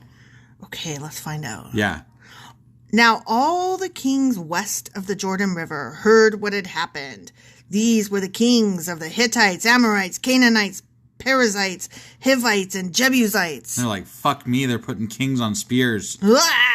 Who lived in the hill country, in the western foothills and along the coast of the Mediterranean Sea, as far north as the Lebanon Mountains. Okay, that's some geography for your ass. That is some geography there. These kings combined their armies, to fight as one against Joshua and the Israelites. I mean, that was smart. That was smart. They're forming an alliance. Wait, the Amorites is some of them. Aren't those the giants? I can't remember exactly. I thought the Amorites were giants. Might be right, but I thought they killed all the giants. I thought they did too, but I thought the Amorites are giants, so they might be giants. It's never not funny. I mean, you know. But when the people of Gibeon heard what Joshua had done to Jericho and Ai, they resorted to deception to save themselves. Oh. I find that perfectly fair. You do what you got to do, right? Yeah, war is war, man. Yeah. I mean, look, if somebody comes and attacks you, you use deceit if that's what you got to do. Or whatever. Because it's not like they invited them over and said, hey, why don't you come over here and try to take my land and fight me? Right. Right? They're just over there living. Yep. They sent ambassadors to Joshua, loading their donkeys with weathered saddlebags and old patched wineskins. They put on worn-out patched sandals and ragged clothes, and the bread they took with them was dry and moldy. Oh, they were trying to look like poor, and they're like, oh, we're just poor folk. Don't mess with us, please. We're just poor folk. I mean, is that the deceit? Maybe? Right? When they arrived at the camp of Israel at Gilgal, they told Joshua and the men of Israel, we have come from a distant land to ask you to make a peace treaty with us. The Israelites replied to these Hivites, how do we know you don't live nearby? For if you do, we cannot make a treaty with you. Yeah, because God told us to kill you. Like, but why? It's like, no, if you live nearby, we've already decided to take your town. Well, no, God told them that they're going to kill them. You know? Right. So, like, it's God's word that they've got to do this. This is trash. Unless, of course, one of them saves them and stuff, then they can save that one person. So they're pretending to be far away. Yeah. But really they're close by. But that doesn't work out because then you'd have to, like, at some point tell them. Just kidding. Yeah. We're just right over that hill there. Yeah. My bad. Right? Yeah. They replied, we are your servants. But who are you? Joshua demanded. Where do you come from? They answered, your servants have come from a very distant country. Very distant. I mean, very distant's relevant. It's relative, right? Look, when I am... To an ant, it is very distant. Okay, look, when I am tired, next door is really distant. Right? You know, when I don't feel like going into the world, across the street is far distant. Yeah. Like, we live across the street from a church, so I try to make that feel as distant as possible. We, they said, have heard of the might of the Lord your God and of all he did in Egypt. Yeah. We have also heard what he did to the 2 Amorite kings east of the Jordan River, King Sihon of Heshbon and King Og of Bashan. So maybe there's more Amorites. Okay. Like, because there was 2 Amorite kings over there. Maybe there's some more over here. Yeah. King Og of Bashan, who lived in Ashtaroth, was the rest of that sentence. Yeah, sorry. Yeah. So our elders and all our people instructed us, hey, take our supplies for a long journey. Go meet with the people of Israel and tell them, we are your servants. Please make a treaty with us. Don't kill us. Yeah. I mean, this bread, this moldy ass shit, it was hot from the ovens when we left our homes. But now, as you can see, it is dry and moldy. That's fair. I guess. This is a fun lie. Oh, I see. They were, yeah. Okay. They're pretending. They're like, we're so far away. These wineskins were new when we filled them, but now they are old and split open. And our clothing and sandals are worn out from our very long journey. Man, they went all out on this. They did. But so the Israelites examined their food, but they did not consult the Lord. Okay, well, that's what they get, I guess. Yeah. When you don't talk to God, you get what you get. I was just kidding just then. Right. I don't really feel that way. Yeah, no. But that's what this book is trying to make me believe for a second here. I think so, yeah. Then Joshua made a peace treaty with them and guaranteed their safety, and the leaders of the community ratified their agreement with a binding oath. Oh, shit. But if they did it under false pretenses, doesn't that, like, negate the peace treaty? Yeah, it's kind of like when you make somebody sign a contract under false pretenses. Right, and like, besides, it doesn't count. we're talking about, like, the Bronze Age. Who gives a fuck? Whatever. Yeah, it's not like you can call 911 or something. Right, yeah. 3 days after making the treaty, they learned that these people actually lived nearby! Exclamation point. Oh my goodness, those liars. Wow. But I mean, you would think that the Israelites would be like, okay, but kudos to you. That was good. You got us. Yeah. You got us. Right. You know what? You're clever. We're going to let you go. Yeah. That's what I would say. You think that's what happened, though? No, absolutely not. Right, no. Absolutely not. They are looking for any reason ever to kill anybody. Right. Like, well, we are going to kill you anyway. It doesn't matter if you did. Yeah.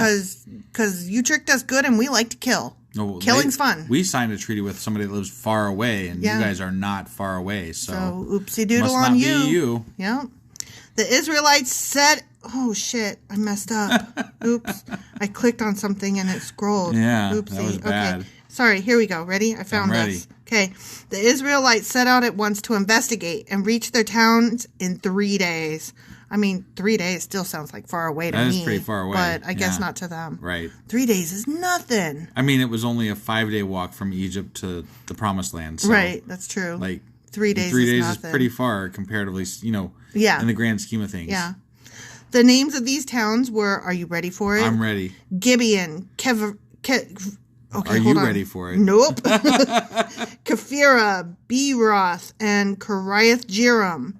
But the Israelites did not attack the towns, for the Israelite leaders had made a vow to them in the name of the Lord, the God of Israel. The people of Israel grumbled against their leaders because of the treaty.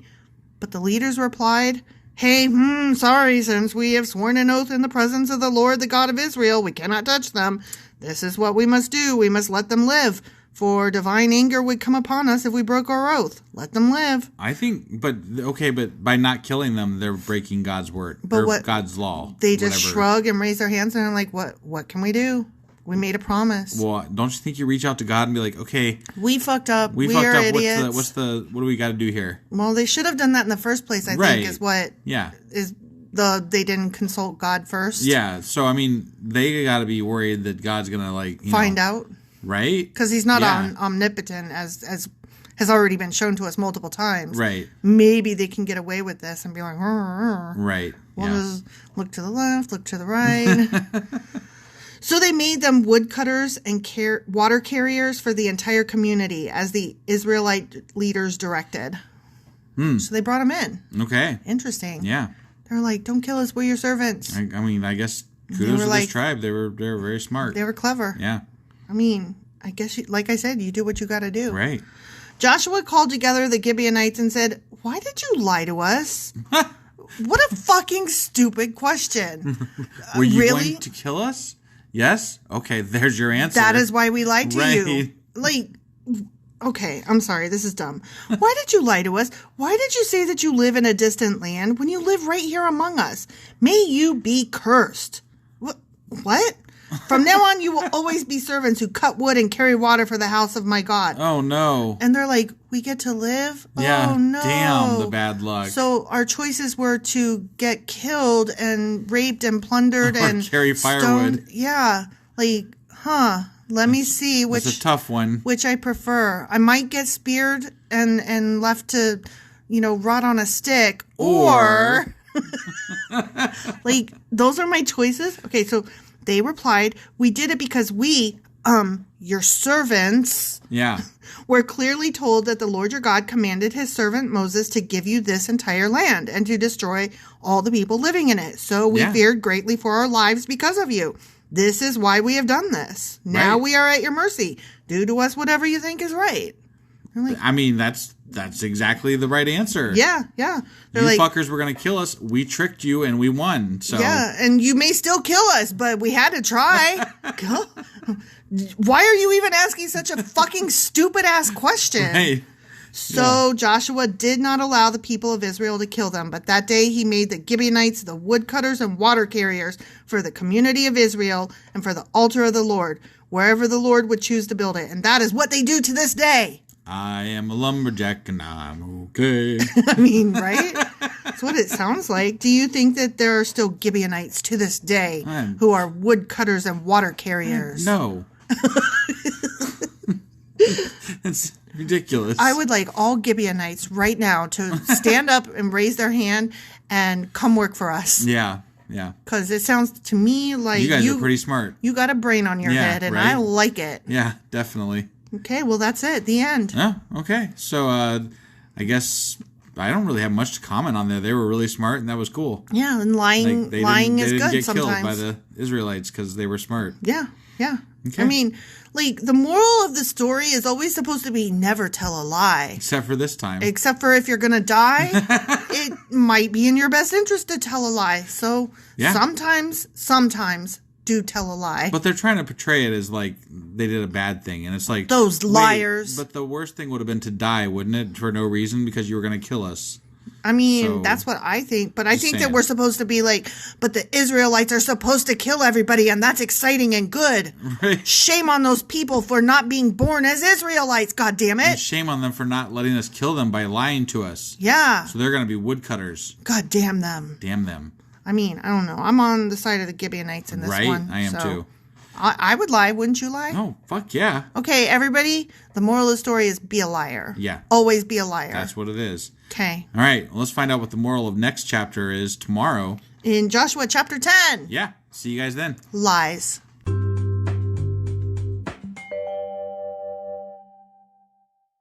Husband. Wife. Do you remember what happened yesterday? I don't have a fucking clue. Them Gibeonites. Yeah. They were all tricksy and they were like... Oh, that's right. Yeah. We got moldy bread. We totally came from afar. Don't kill us, And I don't please. blame them at all. No. Not even a little bit. And then Joshua was like, yeah, okay, cool. We won't kill you.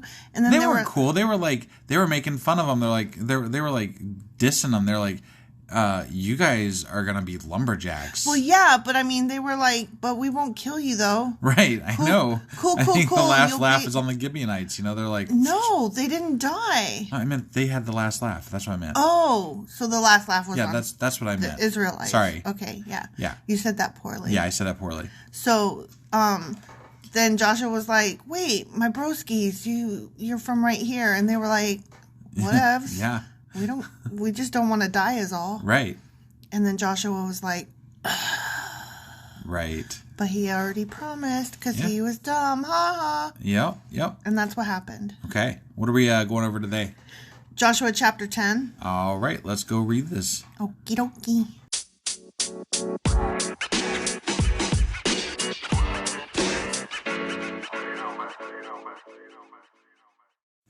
Okay, Joshua chapter 10. All right. The defeat of the Amorites. Oh, man. And I know the Amorites were fucking giants. I mean, that's what I thought.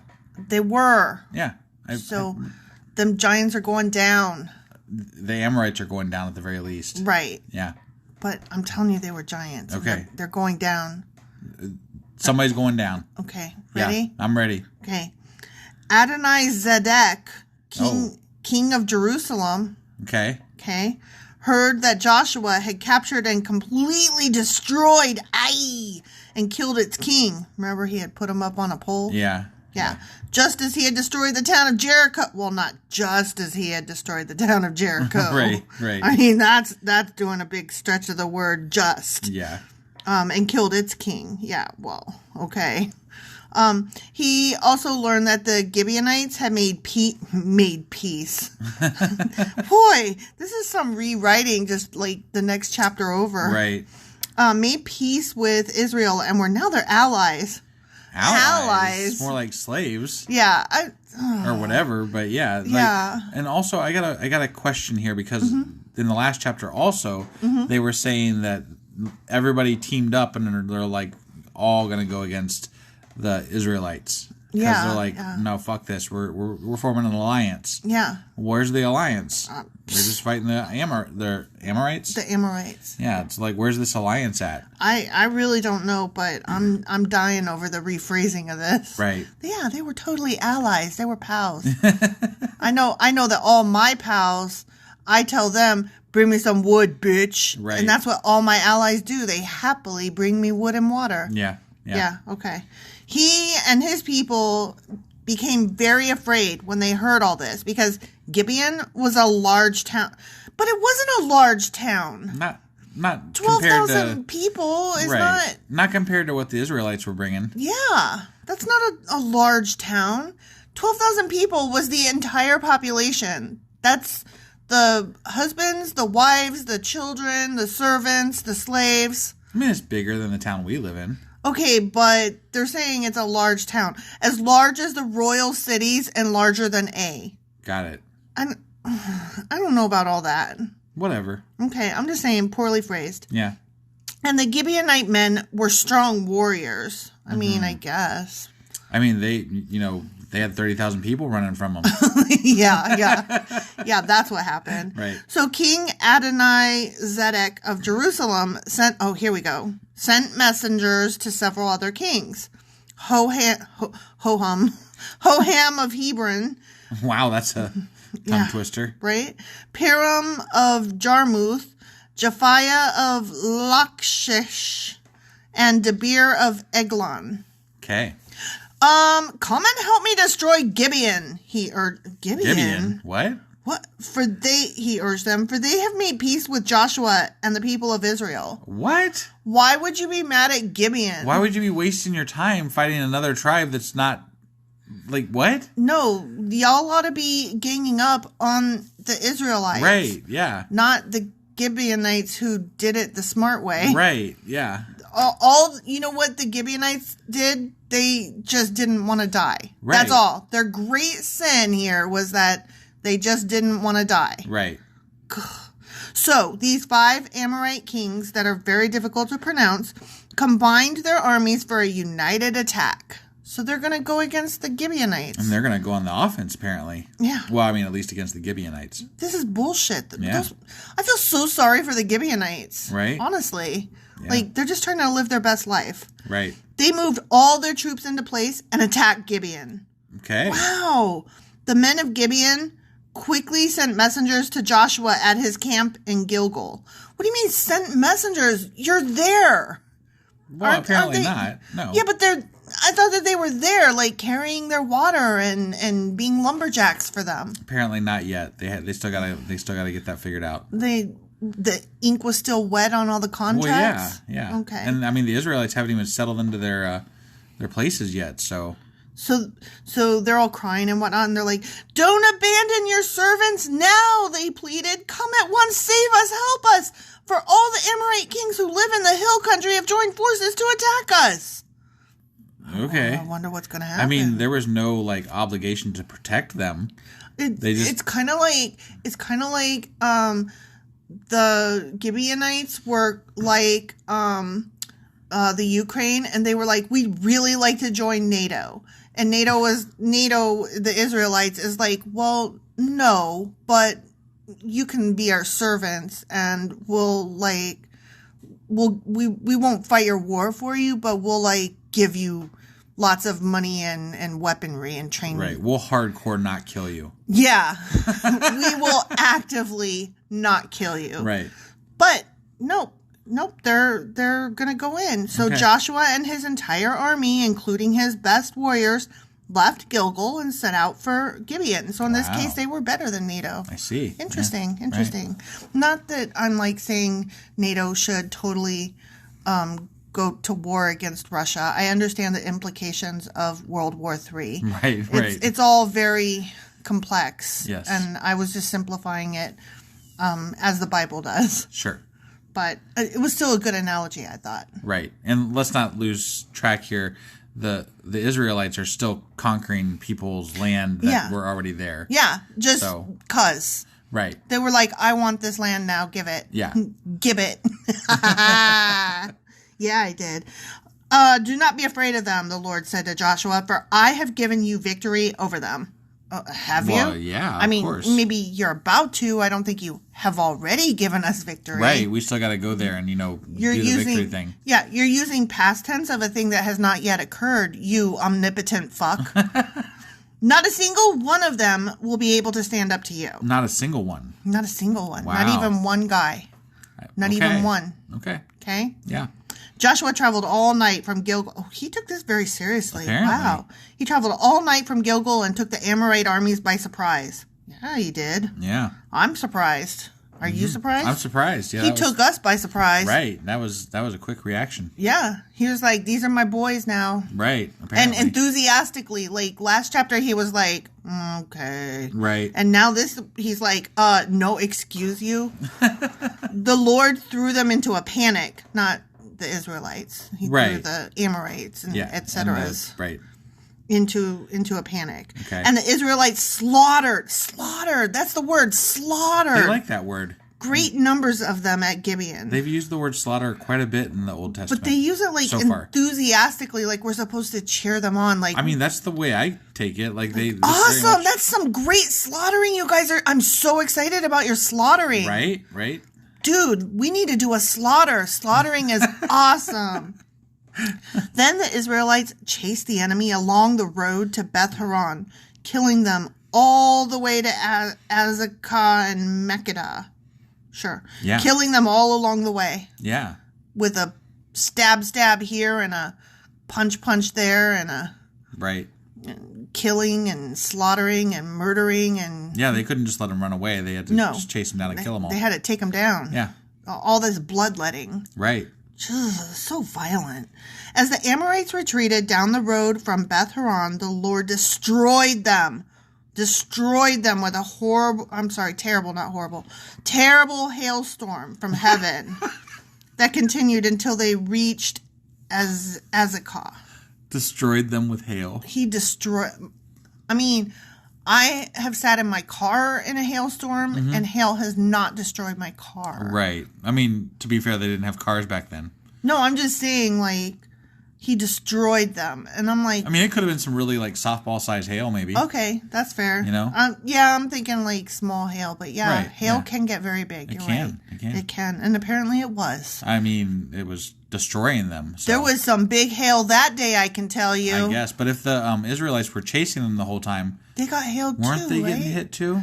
One would think. I mean, I don't know. Maybe it magicked away from them. Maybe they killed enough people and then God took it from there.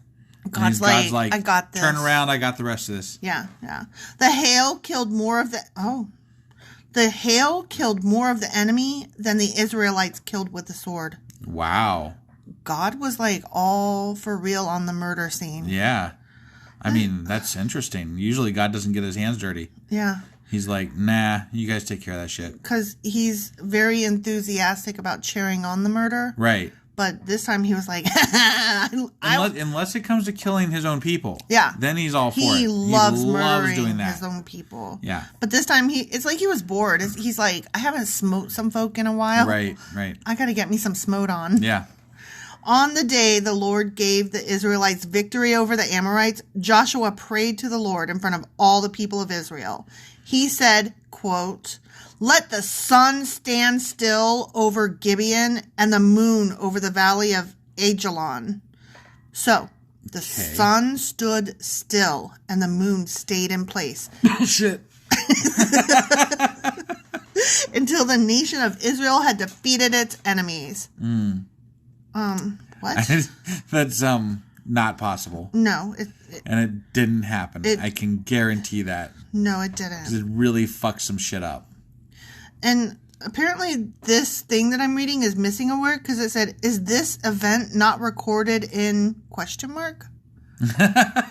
I'm thinking that it's got to be like recorded in history or in the book of instruction or something, but it's just in ? Yeah, okay. So shitty book I'm reading here. Sorry. Yeah. Shitty book of a shitty book. we missed a word. Missed a word. The sun stayed in the middle of the sky, and it did not set as on a normal day. That's so stupid. Such bullshit. So stupid. There has never been a day like this one before or since, or even when it happened, I dare say. Right, yeah. When the Lord answered such a prayer, surely the Lord fought for Israel that day, ! I guess, yeah. Why? Why did he need to hold... Wait, let me just hold this sun up real quick. I'm not quite done with all the hail. What? Yeah, I don't know. Why? Why did he need to do that? Why does it matter? Right? What does that matter? What does the sun and the moon staying where they are have to do with anything other than just making up something ridiculous? You could snap your finger right quick, like pull a Thanos and make them... Right, you could just be dead. They're all dead. Yeah, there you go. Done. Right. Why did you have to... What do we have to stop celestial beings for? I don't know. I don't understand. Or celestial, whatever you call them, bodies. Heavenly bodies. Yeah, those. I don't really understand this. Like, how... They're trying to tell us how awesome God is, his power. He had the power to stop the sun. And I'm like, but why did he need to stop the sun, though? But see, even in the wording itself, it's wrong. Because we're going around the sun. Right. Not the sun going around us. Exactly. So he didn't stop shit. No, he did not. He didn't even know how to word it correctly. True. So I don't believe anything that's said there because... Not only didn't he stop any celestial bodies, more than that, if he was omnipotent, he didn't need to. Right. Well, yeah. So the whole thing is dumb. The whole thing is dumb. If you were going to pull out a magic move like that, don't you save it for when your people are being slaughtered? Right. Like, right. you already have the upper hand. It wasn't necessary. Right. Because Joshua and his boys, they were all murdery and stabby. God had the hail going on. Why did he be like, hold on, I got more? Right. For no reason. He was just really trying to show off, apparently. I guess. Yeah. But it wasn't necessary. They were already dying. Right. Then Joshua and the Israelite army returned to their camp at Gilgal. During the battle, the 5 kings escaped and hid in a cave at Makkedah. Well, that's awesome. Why did they escape? How do the kings always live till the last minute? Like the rest of their people die, but the kings always make it. Run away! At least until, I mean, they might still get killed, but they get killed last. It's always last. Always. Always last. When Joshua heard that they had been found, he issued this command. Kill them. Quote, cover the opening of the cave with large rocks and place guards at the entrance to keep the kings inside. Oh my God. Seriously? So you're not even going to just go in and kill them. You're just going to starve them out. Yeah. Jesus Christ. The rest of you continue chasing the enemy and cut them down from the rear. I thought they already did that. I thought they were already dead and hailed. Whatever. I guess there's more of them, apparently. Whatever. This is dumb. Yeah. Don't give them a chance to get back to their towns, for the Lord your God has given you victory over them. Yay! Except that, again, you're using a past tense against an item that has not occurred yet. Right. You're back and forth through time and here. And you also already told us that you destroyed them. Yeah. So. Yeah. Okay. This phrasing is all stupid and unnecessary and silly and didn't happen. Right. Clearly. Right. So Joshua and the Israel... It's kind of like if I'm trying to tell you the story of, I don't know, like Little Red Riding Hood. And I'm like, Little Red Riding Hood was walking through the forest and The wolf ate her that day, but Little Red Riding Hood got to Grandma's house, and it's like, wait, what? No, you're telling the story all wrong. Yeah. Everything's out of order. Right. Just try. Try. So Joshua and the Israelite army continued the slaughter, because of course they did, and completely crushed the enemy, which of course they did. Right. They totally wiped out the 5 armies except for the tiny remnant that managed to reach their fortified towns. Okay. So they didn't then. They didn't, yeah. They did. They didn't. That I was doing a little bit of that song by Grandson there. We did it. We didn't. Oh my God, that song is so good. Gotcha. You got to hear it. I'm sure I have heard it. I just can't replace it now. It's really, really good. Highly recommend. Right. The kid introduced me to it, and it's like my favorite song by them. Got it. Okay. Then the Israelites returned safely to Joshua in the camp at Makkedah. I keep thinking of like Mackinac Island. Or, as they said in Station 11, Mackinac. Right. After that, no one dared to speak even a word against Israel. Why? You didn't kill them all. Right. Then Joshua said, hey, remove the rocks covering the opening of the cave and bring the 5 kings to me. Oh, they're not going to starve them out. Because he's going to put them on spears probably or something. Probably. Yeah. So they brought the 5 kings out of the cave. The kings of, got to repeat myself here, right. Jerusalem, Hebron, Jarmuth, Lachish, and Eglon. Okay. When they brought them out, Joshua told the commanders of his army, come and put your feet on the king's necks. You be a dick for no reason other than dickishness. Right. This is grotesque. Yeah. And they did as they were told. Don't ever be afraid or discouraged, Joshua told his men. Be strong and courageous, for the Lord is going to do this to all of your enemies. Then Joshua killed each of the 5 kings and impaled them on 5 sharpened poles, where they hung until evening. Oh, there we go. Because there it of was. Course, yeah. As the sun was going down, finally. Yeah, after those multiple days. Well, after sitting still in the sky or whatever. Joshua gave instructions for the bodies of the kings to be taken down from the poles and thrown into the cave where they had been hiding. Because why not? Sure. Then they covered the opening of the cave with a large pile of rocks, which remains to this very day. They say that so often. It's in Joshua. Absurd. Just in Joshua. It's absurd. To this very day. It's still there to this very day. Like, no, it's fucking not. It's not. It's not there to this very day. Right. No, just stop saying that. Yeah. That's dumb. You sound childish. Right? This is how a 4th grader writes a story. Yeah. And these people are older than 4th graders. Right. So this tells me they're not very bright. Right. And I know that IQ increases in every generation just because there's more and more to remember and more connections to make. Sure. But it seems as though these people were not as bright as 4th graders today. Right. And that's just sad. I'm sad for them. I'm embarrassed for them. Yeah. That same day, a lot happened that day. It's a good thing the sun was standing still.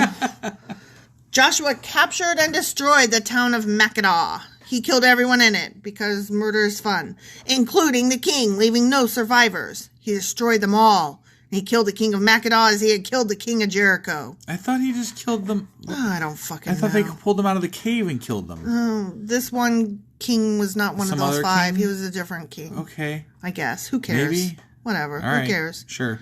Then Joshua and the Israelites went to Libnah and attacked it. Again, murder is fun. Right. There, too, the Lord gave them the town and its king. He killed everyone in it, leaving no survivors. Wait, what? I feel like he's saying that 2 things happened here.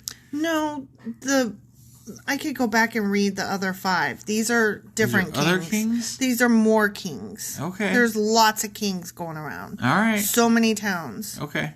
Yeah. Leaving no survivors. Then Joshua killed the king of Libnah as he had killed the king of Jericho. So there's all these kings being slaughtered and hung up on poles. Okay.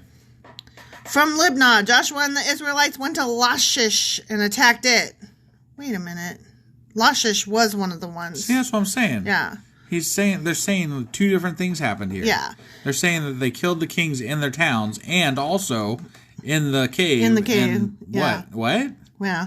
Here again the Lord gave them Lachish.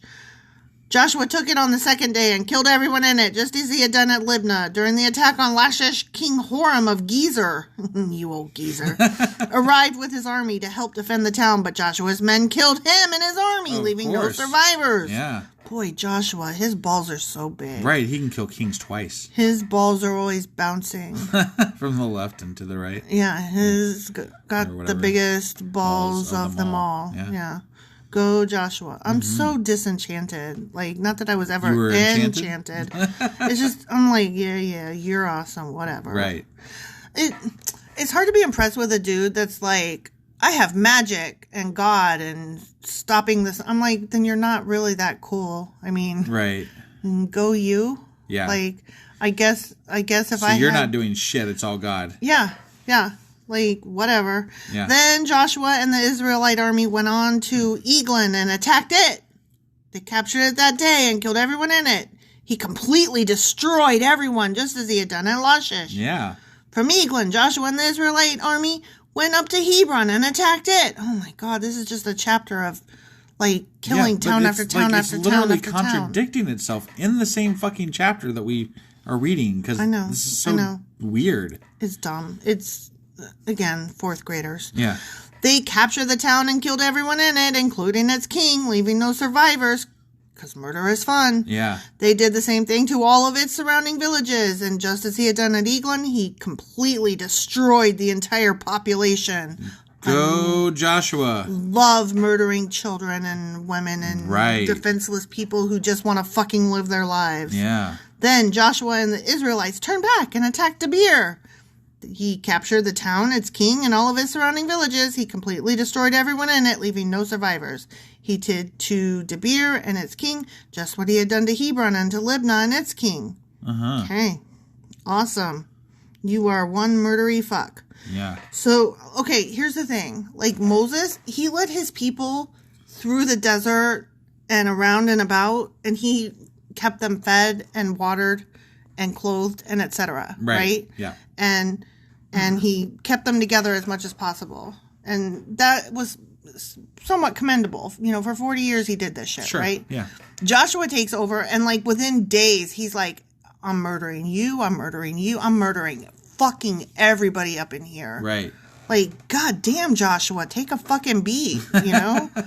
So Joshua conquered the whole region. The whole fucking region. Yeah. The kings and the people of the hill country, the Negev, the western foothills, and the mountain slopes. He completely destroyed everyone in the land, leaving no survivors, just as the Lord, the God of Israel, had commanded. Except that I know that is not true, because I know that later on, people did survive, because then they led the Israelites to, worship false gods and to fall away. Well, I mean, I wouldn't expect anything to hold true in the Bible. So nothing seems to hold up. Even from one sentence to the next. Nothing is ever... You can't even follow these fucking stories. Right. This is bullshit. Joshua slaughtered them from Kadesh Barnea to Gaza, and from the region around the town of Goshen up to Gibeon. Joshua conquered all these kings and their land in a single campaign, for the Lord, the God of Israel, was fighting for his people. Then Joshua and the Israelite army returned to their camp at Gilgal. The end. All right. Joshua killed lots of people. I'm so unimpressed. Yeah. Honestly. He is a dirty, bloody fuck. He really is. I do not like Joshua, and I think we're supposed to like him, and I don't. Yep. The end. That's all I got. That's all I got, too. I hate this guy. So, tomorrow, we're doing our Q&A. Yeah. You got anything prepped for that? I don't have anything prepped, but I know that you had questions about that, commander of the Lord that just appeared for 3 sentences. Right. That was so weird. And he was like, take off your fucking sandals. I have a feeling it was either hypothetically God or an angel. But they forgot. It's still there was no follow up to it. No. And it was really dumb. So I'm going to look into that a little bit, I think. And if I can't find that, I guess I'll look into where this cave's at or some shit. Sure. I don't know. We'll see. And why they killed the kings twice in different ways. Yeah. I'll see what I can find. All right. Well, we will see you guys tomorrow with our Q&A. And then Sunday is our replay. Yep. And then Monday we will be back for Joshua chapter 11. All right. See you guys. Bye.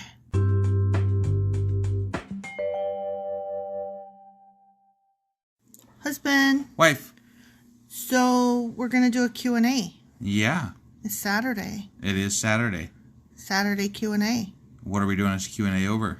So there wasn't a lot of info this week.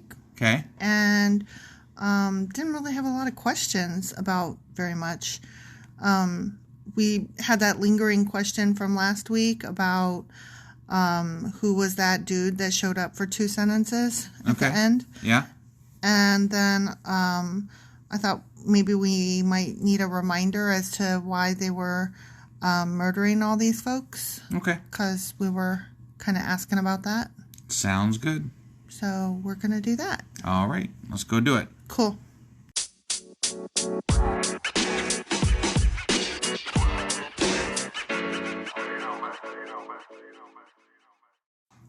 So I don't know if you remember at the end of Joshua chapter 5 from last week. Yeah.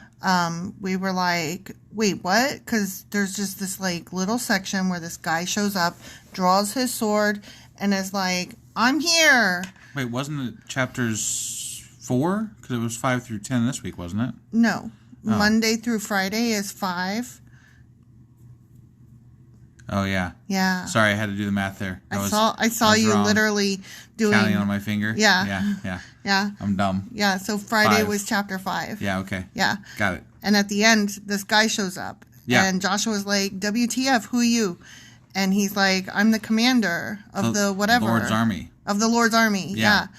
And instead of being like, the hell you say I am, you know, I'm the commander of the Lord's army, my friend. Right. Instead of doing that, Joshua's like, oh, so are you friend or foe? And dude says, neither. Right. And Joshua was like, oh, my bad, and then bows to him. And he's like, how can I serve you? And dude is like, take off your shoes. This is Holy Land. And that's literally the entire section. Right. Like, that's it. Although you got a little bit of it backwards because they did the whole are you friend or foe? And then he says neither before he says he's the commander of the Lord's army. Okay, whatever. Who cares? But like, there's 5 sentences, and I got sentences 2 and 3 backwards from each other. What the fuck ever. Right. But anyway, the story stands. And so we were like, wait, is there going to be more of that guy? Why is he here? Who is he? And you suggested that, oh, he's probably like God or something. And I was like, right. But why though? Oh, yeah, it still doesn't make a whole lot of fucking sense. So it turns out, though, you're right, and I agree with you. But it turns out that, yeah, he was God. Okay. And he was basically pulling rank on Joshua. Okay. And the reason that the answer was neither, I'm neither friend nor foe. Right. Was because the question wasn't, are you friend or foe? It was, are you with us or against us? And the answer was neither. And because basically what he was doing, God that is, was saying was, I'm not with you. I'm not with anybody. I'm in motherfucking charge. And I'm here to remind you of that fact. And let us not forget that you are serving me. And I'm here to tell you the plan. Okay. Which was, the run around in circles, scream and shout with your horns, and, all that stupid shit. It just... he's already told them their plan. Mm-hmm.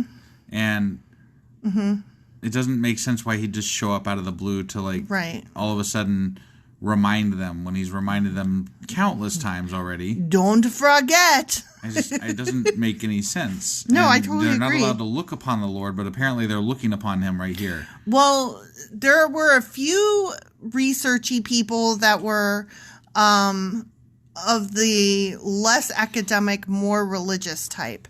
And they referred to him as Jesus, the Son of God. What? Because he's there before he takes his heavenly, earthly, long-term presence. Oh, what a bunch of shit. So they refer to him as Jesus. That's so he's weird. He's pre-Jesus Jesus. That's so weird. Yeah. So he's standing there, like, to say, right before him, in his face, as a human, So as Jesus, not as God, as part of the Trinity. Yeah. Not as a smoke fire, not as a voice in a burning bush, but as a man saying, I am the one that commands the angels. I am the one that, leads armies. So right. I'm telling you the plan. So it's not, am I for you? It's a reminder that you are for me. I just feel like if that was the case, they should have made more of an explanation. No, I totally agree. And I'm not trying to put forth the case that, this is totally God. Right. I'm telling you what researchers are saying. Sure. I think the whole thing is nonsense and bullshit. Yeah.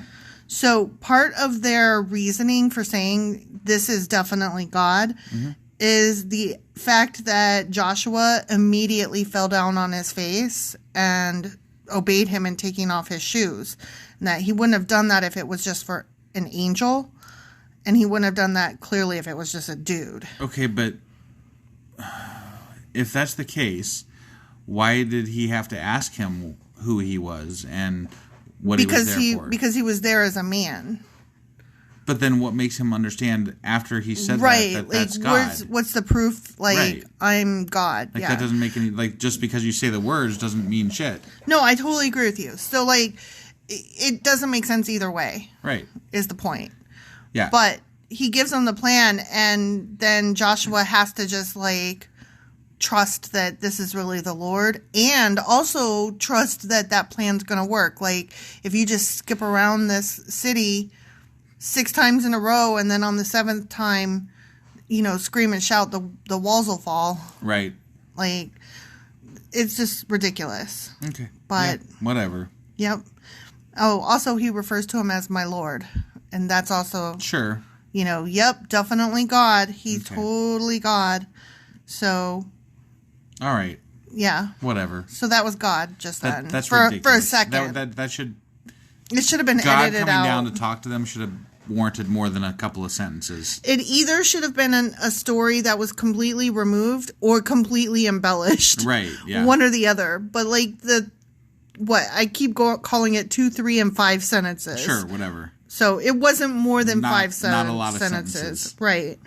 But... yeah, it either should have been removed or embellished. Yep, but I agree. It wasn't. So there's that.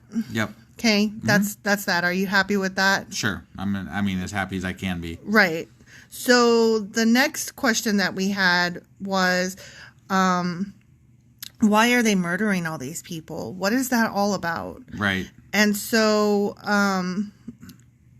the answer is, we need to forget that they didn't just come kill these people just because they were in their way. They weren't just hey, you guys need to move so that we can have this land that God promised us. So get and die. They were killing them because they were people who were in total rebellion against God, and they were in league with the occult, and they were depraved beyond redemption. And they practiced child sacrifice, incest, bestiality, and other behaviors that we would all regard as unspeakably grossly immoral.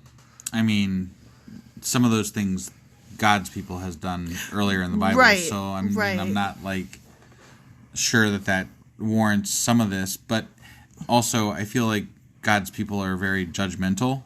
Right. And God is judgmental. Right. Because not to say that those things are good things, but you're still going in and killing people that just are doing things differently than you. Right. Essentially. Instead of how dare you get mad at them for engaging in sacrificing children when this God has forced you to sacrifice your children at one time. You know, yeah, he didn't follow through, but he did say, go sacrifice your child. Right. Right. And dude was perfectly willing to go ahead and follow through on that. Yeah. So how dare you get mad at them for being the way that you guys would have done had your God told you to. Right. You know? And yeah, bestiality and incest is definitely disgusting, but worthy of killing them? That's just, we're just going to burn you down and kill all your children? Yeah. Like, I don't know. I'm very... The killing the children and the women thing that's a bit much, I think. Yeah. It's just over the top. It's a justification for murder and cruelty. Right. Agreed. And for plundering. Oh, yeah. Because let's be clear, that's what they were doing. They were going in and they were plundering. Right. So... Totally agree. Yeah. So, but that just deserved a reminder that is what was in their minds when they were going in. Sure. They weren't just like, move, get out the way. Right. They believed they had a good reason to do it. Right. Sure. Right. Okay. So, that's all I had for this week. Honestly, the Q&A was kind of weak. And I didn't have really good cues because the story wasn't very cue-worthy. You know, like, I'm not taking the hit on this. I don't think that we should take the hit on this. I don't think this episode should take the hit on this. I think that the Bible should take the hit on this. Yeah. This story was fucking weak. Totally. And didn't have a lot of good questions in it. Okay. So, there you have it. There's my feelings on the matter. All right. Well, that being said, we have our wrap-up tomorrow. Replay, yep. And we'll be back on Monday with Joshua chapter 11. Yes, that is correct. I was just doing math on my fingers. Right. All right. We'll see you guys then. Okie dokie.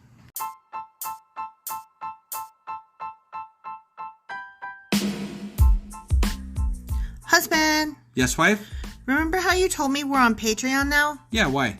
Because we're starting something new for Patreon members only. Every couple of weeks, we'll cover something in the news, a current event, or something we feel strongly needs to be discussed. And only subscribers get to hear our discussion. That's right. It's all for our Patreon members as a thank you for their support. Join now for as little as $2 a month to get all of our extra content. Go to patreon.com/sacrilegious discourse. Do it now.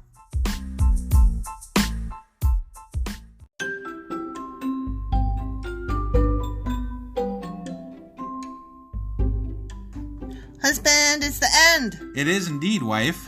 Tell the people where they can contact us. Well, they can get a hold of us via our email, which is sacrilegiousdiscourse@gmail.com.